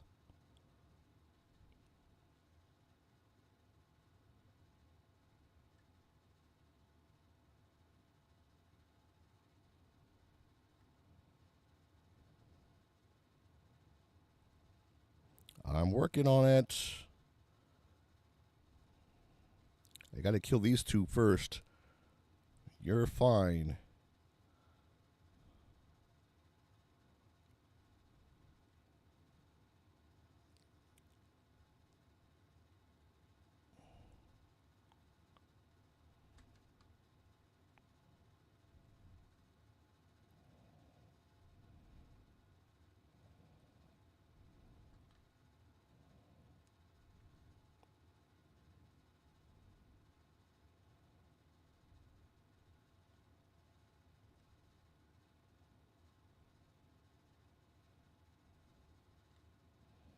I'm trying. Shit. That's the problem I have with this. Is because has it to split. You can't do both. This is not a fucking. It's not a single person fucking mission. I hate that.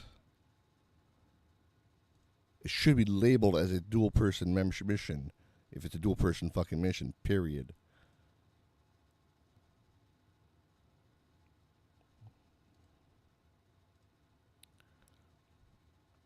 Oh yeah, I'll be around for sure.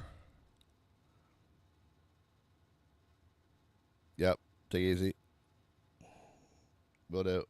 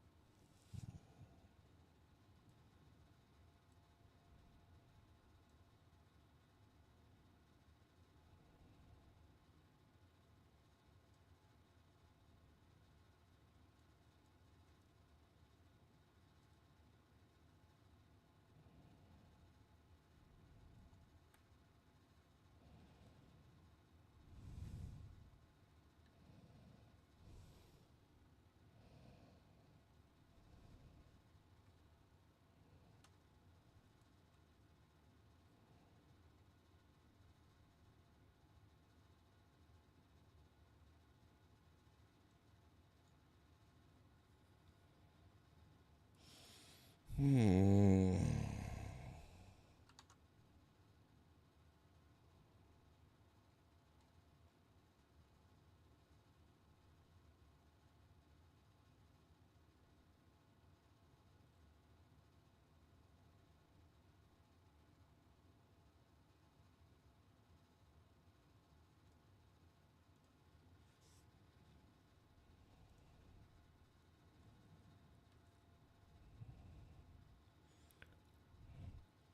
It's so hot. I need to turn the AC on. Good grief.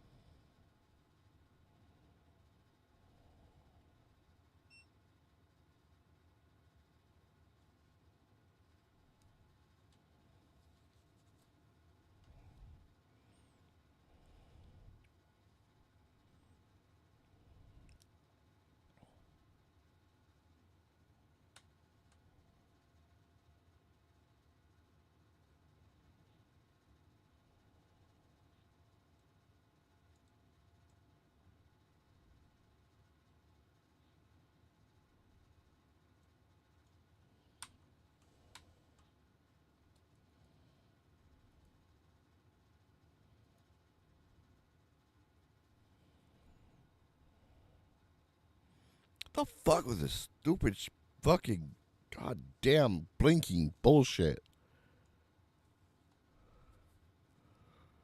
Come on, CIG. It's not that difficult to stabilize stuff. Come on now.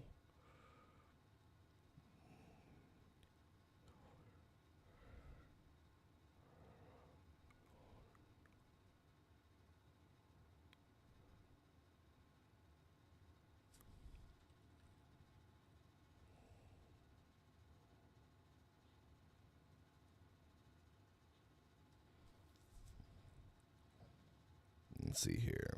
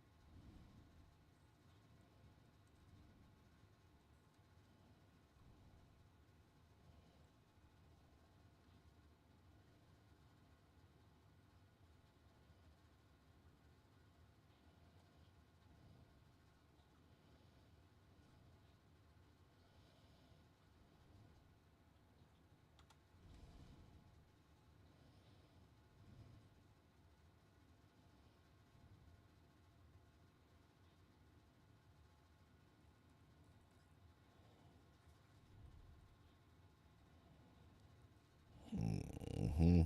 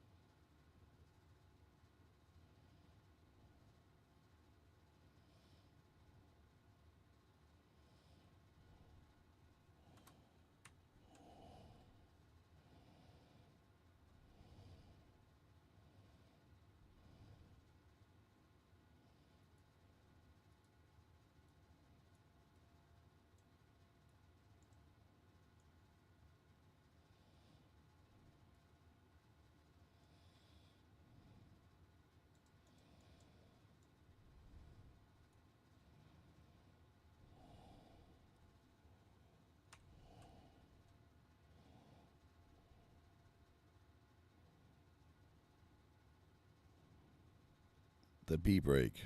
Using your shields as a way to break your ship, like slow it down.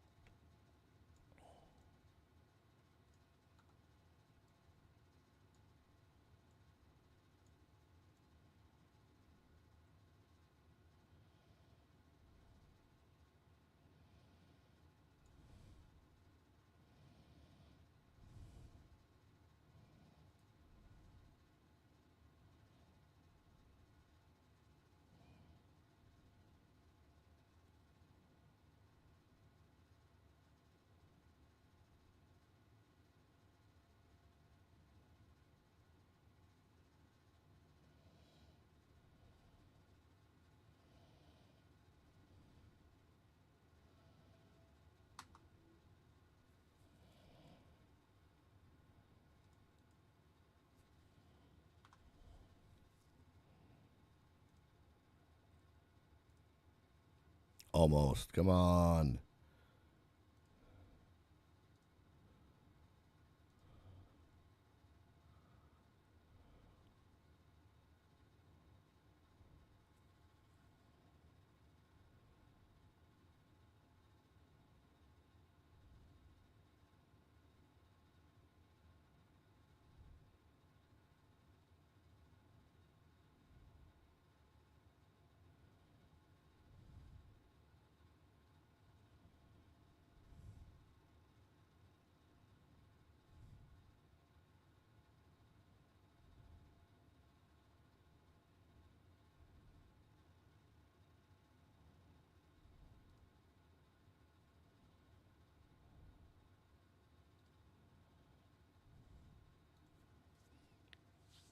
All right. Do that one.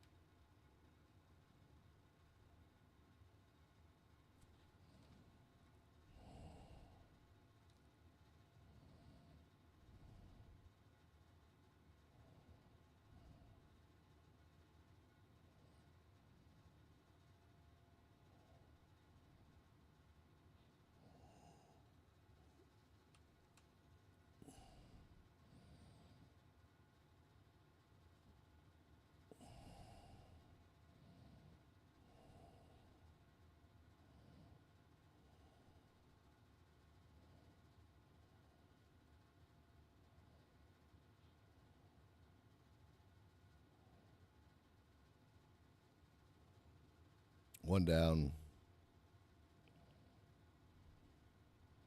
Splash 1.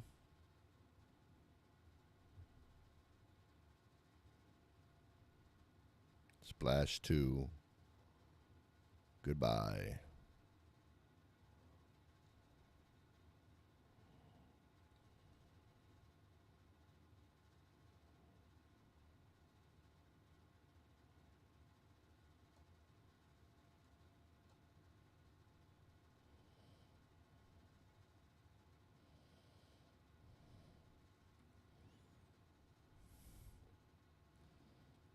Okay, I'm going to dump shields.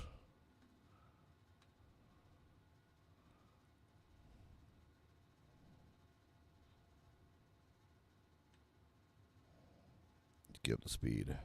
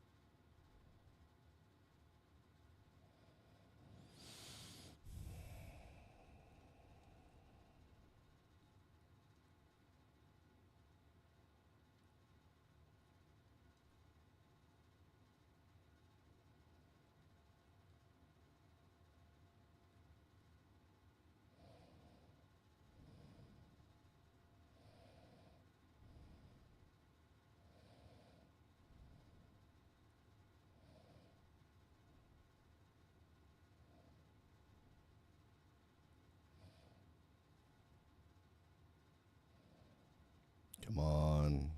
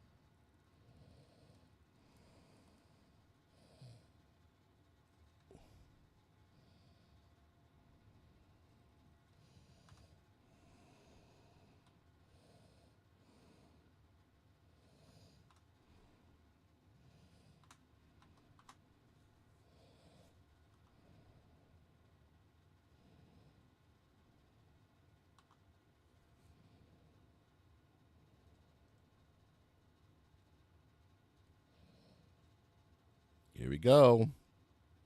Security contractor.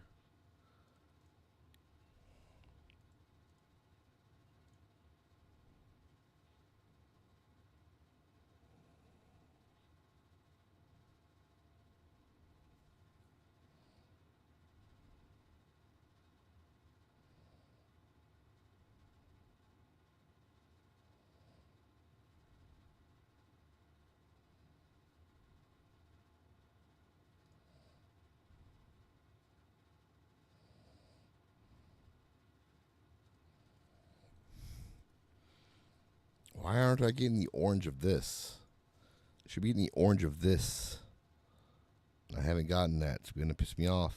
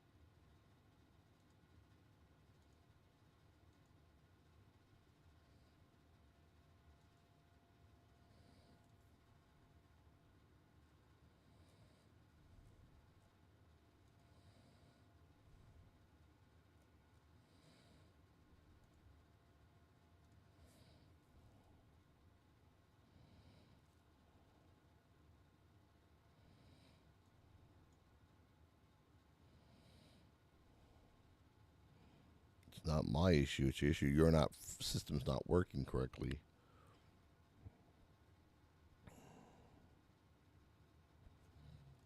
I'm already at what? 9.4, 9.5.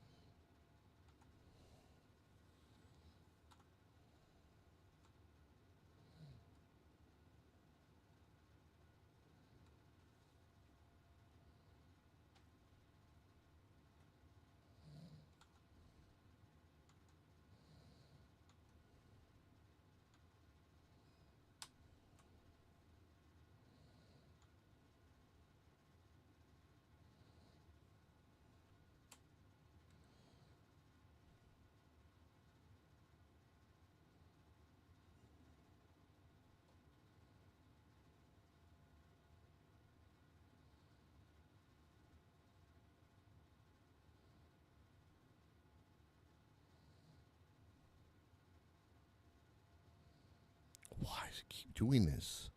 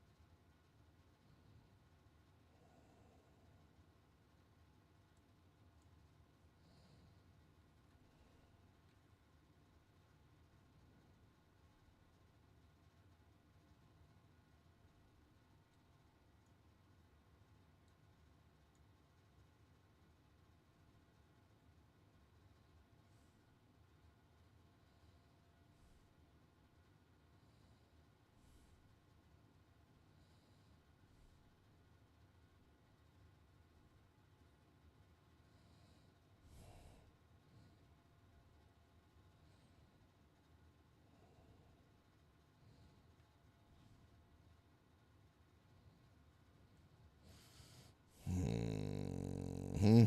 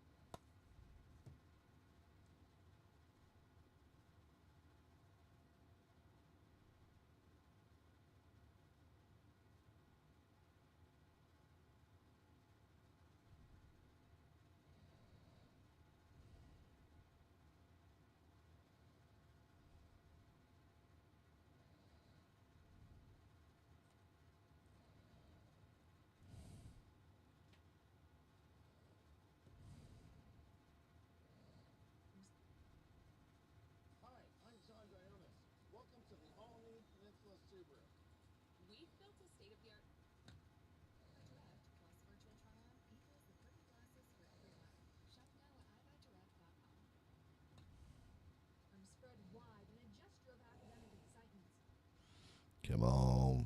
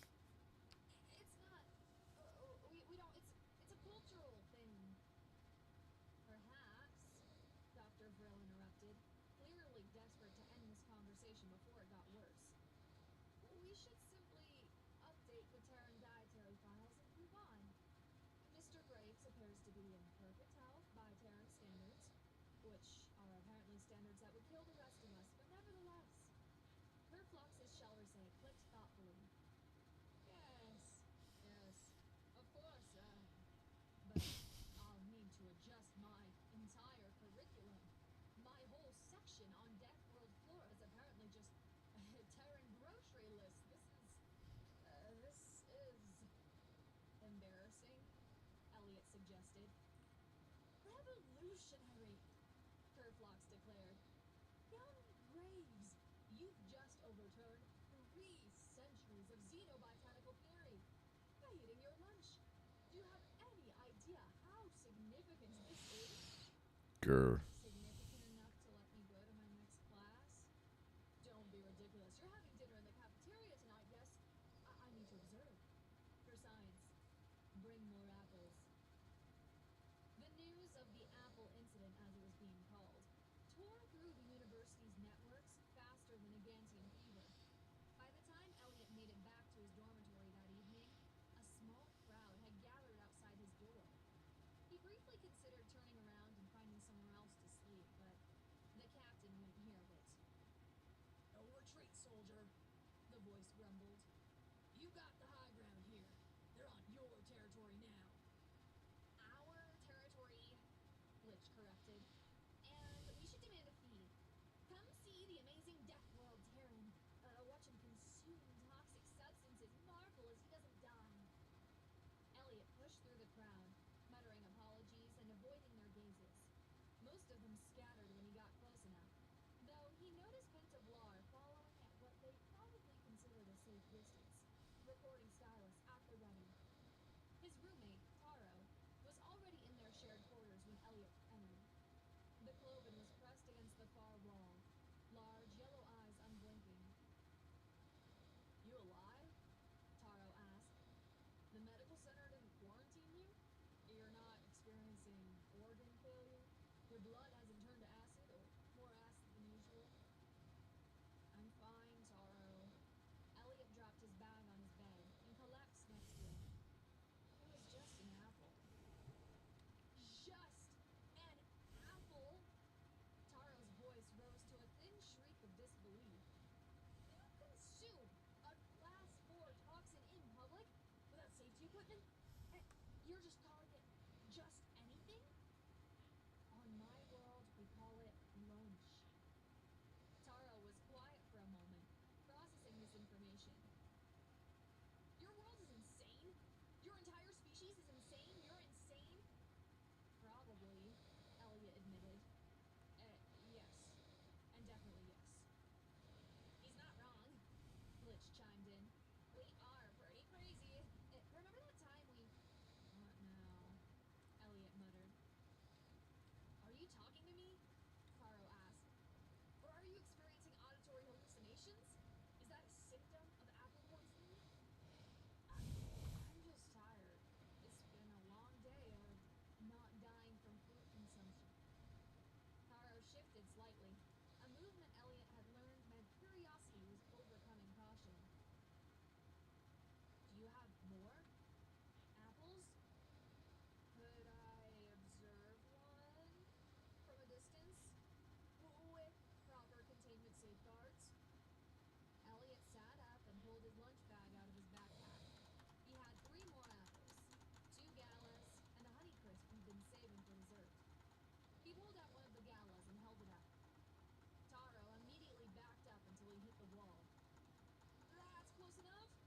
Maybe too close? Should I get protective equipment? It's not gonna jump out and attack you. You don't know that? It could have defense mechanisms. Terran flora is notoriously aggressive. Elliot set the apple on his desk, halfway between their beds. There. It's not moving. It's not secreting anything. It's just sitting there, being an apple.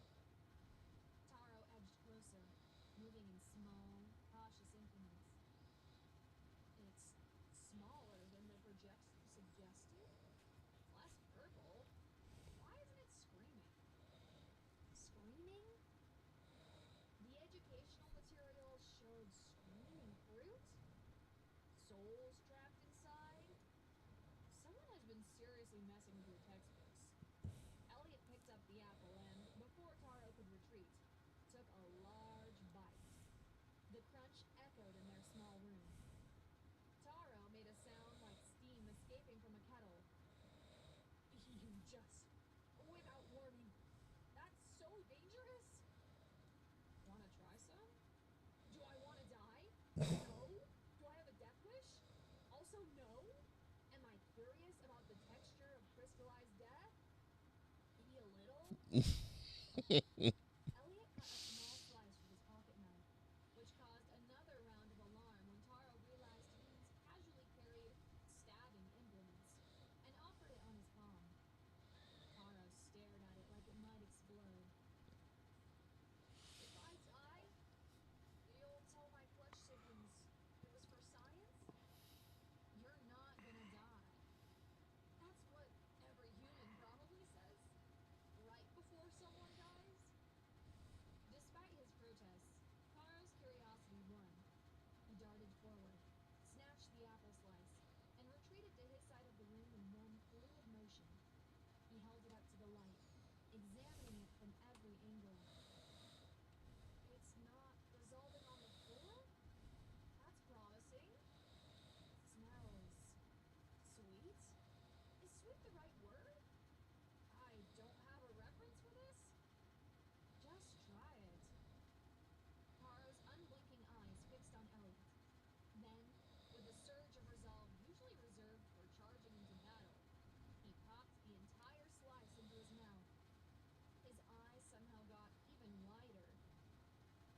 It's crunchy and juice generating, and the flavor is. He paused, processing. Why does it make my mouth feel different? Is that the acid? Am I dying? This is what dying tastes like? It's actually quite pleasant? That's called sweet and tart. The sensation is from the natural sugars and acids. Errands have words for poison categories? Taro sat down heavily on his bed. This explains so much? Your whole culture makes sense now? You're all insane because you eat insanity fuel? A soft chime from the door interrupted them. Elliot opened it to find Penta Blar hovering outside, their gel form practically vibrating within their encounter suit. Apologies for the intrusion, their suit announced. I observed you sharing the death fruit with your roommate. May I collect a sample? For my research paper? Which I'm calling Apocalypse by Snack, a Terran case study?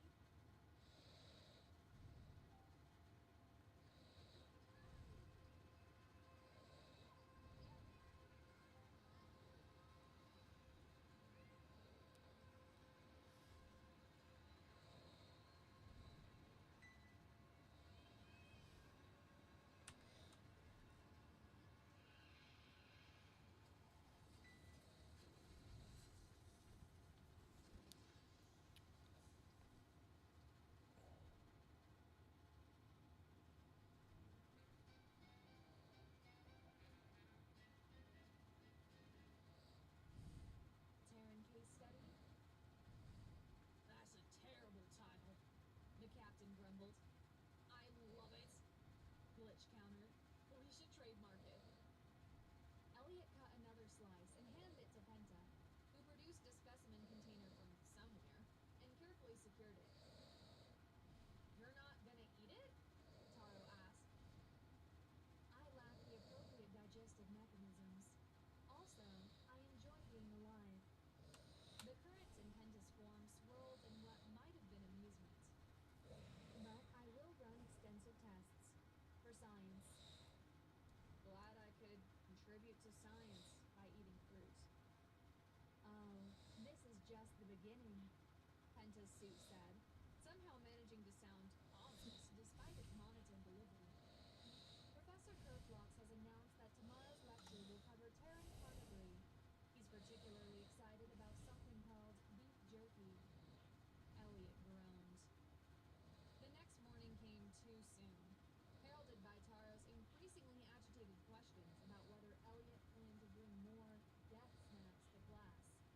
Elliot had tried to explain that beef jerky wasn't any more dangerous than apples, but this had backfired spectacularly when Taro learned that humans regularly consumed the flesh of creatures that, on Earth, could and would eat humans right back.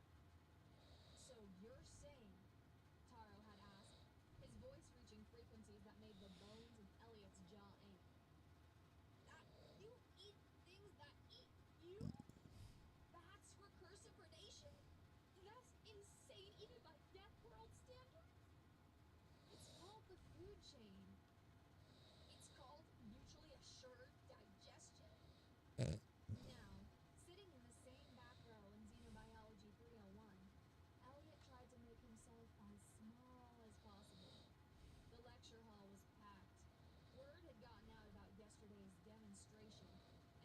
of other courses had crammed in to watch the Death Worlder in action.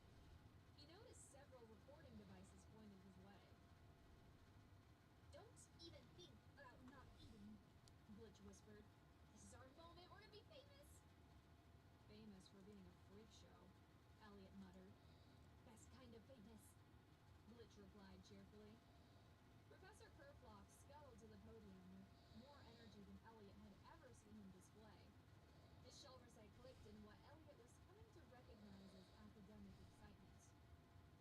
Students, esteemed colleagues, curious onlookers hoping to witness another Death World demonstration. He spread all his arms wide. Today, we delve into one of the most disturbing aspects of Death World ecology, active carnivory. The hologram behind him lit up with an image that made half the audience recoil.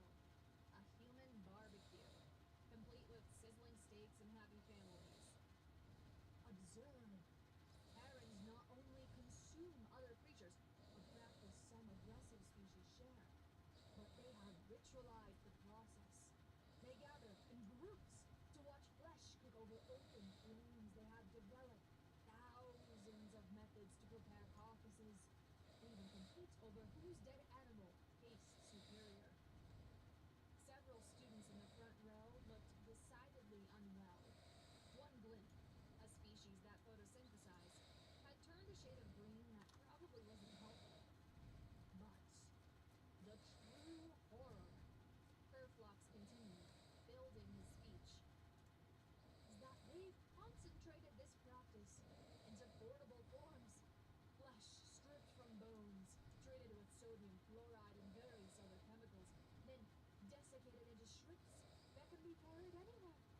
Anywhere. They could be carrying corpse strips right now. Elliot pulled out his bag of teriyaki beef jerky. The reaction was immediate, but eerily silent.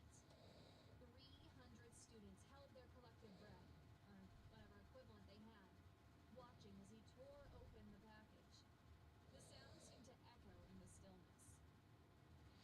Mr. Graves, Professor Kerflock said, his theatrical boom replaced by genuine interest. Is that beef jerky, teriyaki flavor? Want some? That is... For the first time since Elliot had met him, the professor seemed at a loss for words.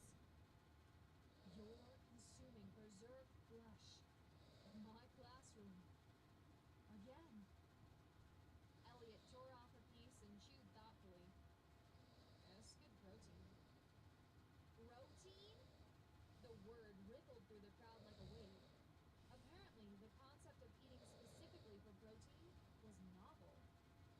Pensive Lar, who had claimed a seat 3 rows up, but still within recording distance, raised a manipulator. Question: how often do Terrans engage in flesh consumption?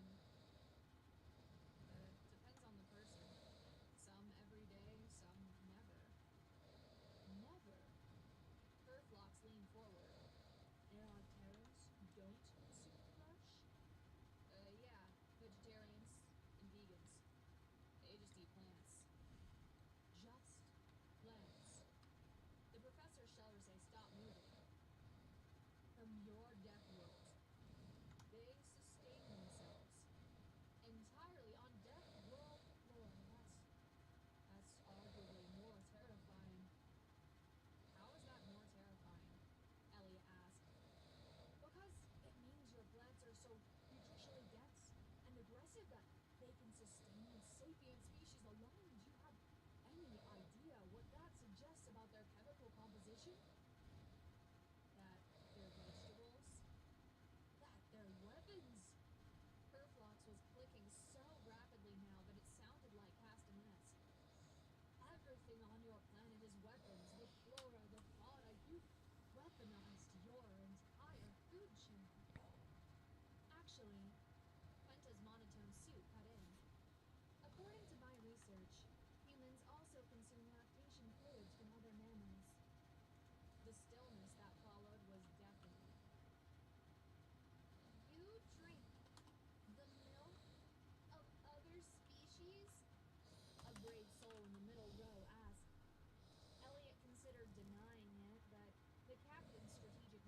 walked in. No point in lying, son. Truth's stranger than fiction to these folks. Yes, Elliot said simply. Cow milk, goat milk, sheep milk. We make it into cheese, yogurt, ice cream. Stop! A Thrillic student near the door stood up, their feathers bristling. You're telling us that humans steal the nursing fluids of other creatures, process them, and eat them in multiple forms? Well, when you put it like that, how else should we put it? Taro asked from his spot near the window. Is there a non-terrifying way to describe stealing baby food from another species? We don't steal it, we farm. Elliot stopped. That probably wasn't better. Oh, look, it's a mutual relationship. We take care of the animals, they provide milk. You enslave other species for their bodily fluids. Kerflock sounded almost impressed. That's remarkably efficient. Horrifying, but efficient. Tell them about honey, Glitch suggested with maniacal glee. Tell them how we steal insect vomit. Please, don't tell us about anything else, the Thrillic student pleaded. Actually, Elliot said, because apparently he had no self-preservation instinct. We also eat insect vomit. The Thrillics fainted. It's called honey, Elliot continued, addressing the room at large. Bees make it. It's sweet. We've been doing it for thousands of years. You've been stealing processed regurgitation from insects for millennia? Kerflox's voice had gone very quiet. And this is normal? Completely normal. We put it in tea. Tea? Penta asked, stylus poised. Boiled plant matter. Leaves specifically. We're all fall fanatics. The new DQ fall treat menu has arrived for just a limited time. Go fall in and enjoy the pumpkin pie blizzard treat, or try our new caramel toffee cookie blizzard treat. We'll wrap that up. They're going. Headed to Landon, and we'll be wrapping that out. I am tired. It's late for me.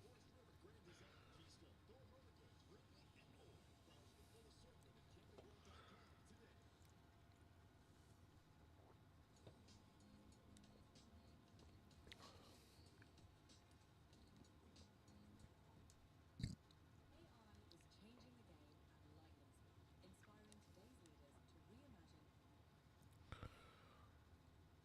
You boil leaves and add insect vomit? Taro's questions were reaching peak incredulity.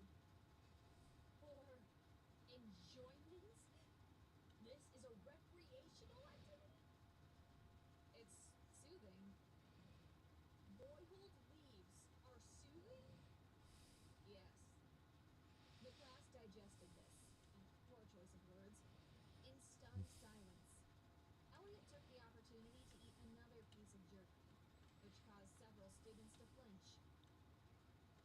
Mr. Graves, Professor Kerflock said slowly, I'm beginning to suspect that everything we know about Terran culture is simultaneously completely accurate and completely wrong.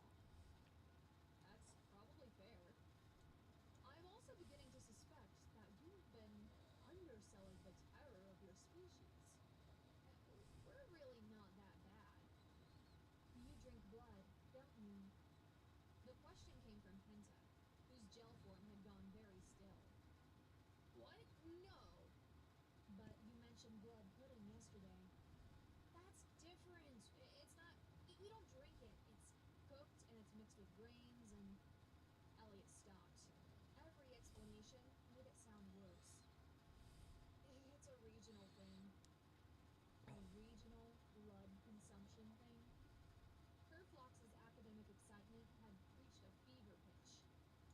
Different human regions have different Blood recipes? No! Yes. But fascinating. Do you have competitions? Blood preparation contest? Is there a blood season? Tell them about vampires, Glitch suggested. Really mess with their heads. There's no blood season, Elliot said firmly, ignoring Glitch. Most humans don't eat blood pudding. It's not that common. But some do? Taro asked. Some humans regularly consume blood mixed with grain? Cooked blood grain? Can we please talk about something else? Yes! Kerflox clapped his primary hands together. Let's discuss the semester project. Elliot relaxed slightly. Finally, something normal. As you know, the Grand Intergalactic Cultural Exchange Fair is in 3 weeks. Each group will present an aspect of their species' culture. Food, art, music, history, anything that captures your people's essence. That sounded reasonable. Pleasant, even. I've taken the liberty of assigning groups based on, let's call it academic interest. Kerflox's Shelrisay clicked in his version of a smirk. Mr. Graves, you'll be working with Miss Blah and Mr. Taro. Elliot looked at his assigned partners. Penta's gel was churning with what looked like excitement, while Taro had somehow pressed himself flatter against the wall. Your topic, Kerflox continued, clearly savoring the moment, will be a celebration of Terran culture. I expect a full presentation with samples. Samples? Elliot asked weakly. Food samples. Beverage samples. Whatever you Death Worlders consume for entertainment. The professor's eyes glittered. I'm particularly curious about this coffee substance I've been reading about. The one that contains a neurotoxin you've become so addicted to that withdrawal causes severe physiological symptoms. It's not, Elliot began, then gave up. Sure, coffee. We can do coffee. Excellent. I expect great things. Terrifying things, but great nonetheless. As the class dispersed, Taro and Penta approached Elliot with the caution of bomb disposal experts approaching unexploded ordnance. So, Penta's suit announced, we're partners now. This will be fascinating. Or fatal. Probably both. Probably both? Taro added. Should we meet tomorrow? To discuss our death presentation?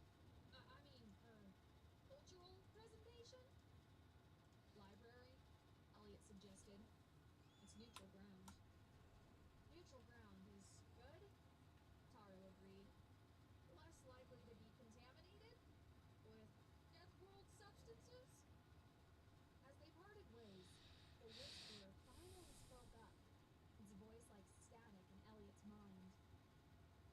They're afraid of fear. I know, Elliot muttered. Good, Glitch countered. Fear is respect. We're basically royalty now. We're a circus act, the captain corrected. But that's fine. Circus acts can become something more. Play the long game, son. Elliot headed back to his dorm, wondering how he'd gone from being the quiet transfer student to the star of a xenobiological horror show. At least his partner seemed more curious than terrified.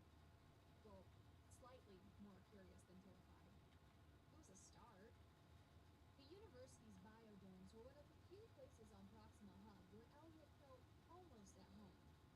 Each dome replicated a different biosphere from various worlds, creating a patchwork of environments that shouldn't exist in the same space. The Terran dome was, predictably, quarantined behind 3 separate airlocks and required special permission to enter. Are those necessary? Elliot asked, gesturing at Penta and Taro's full environmental suits. Is survival necessary?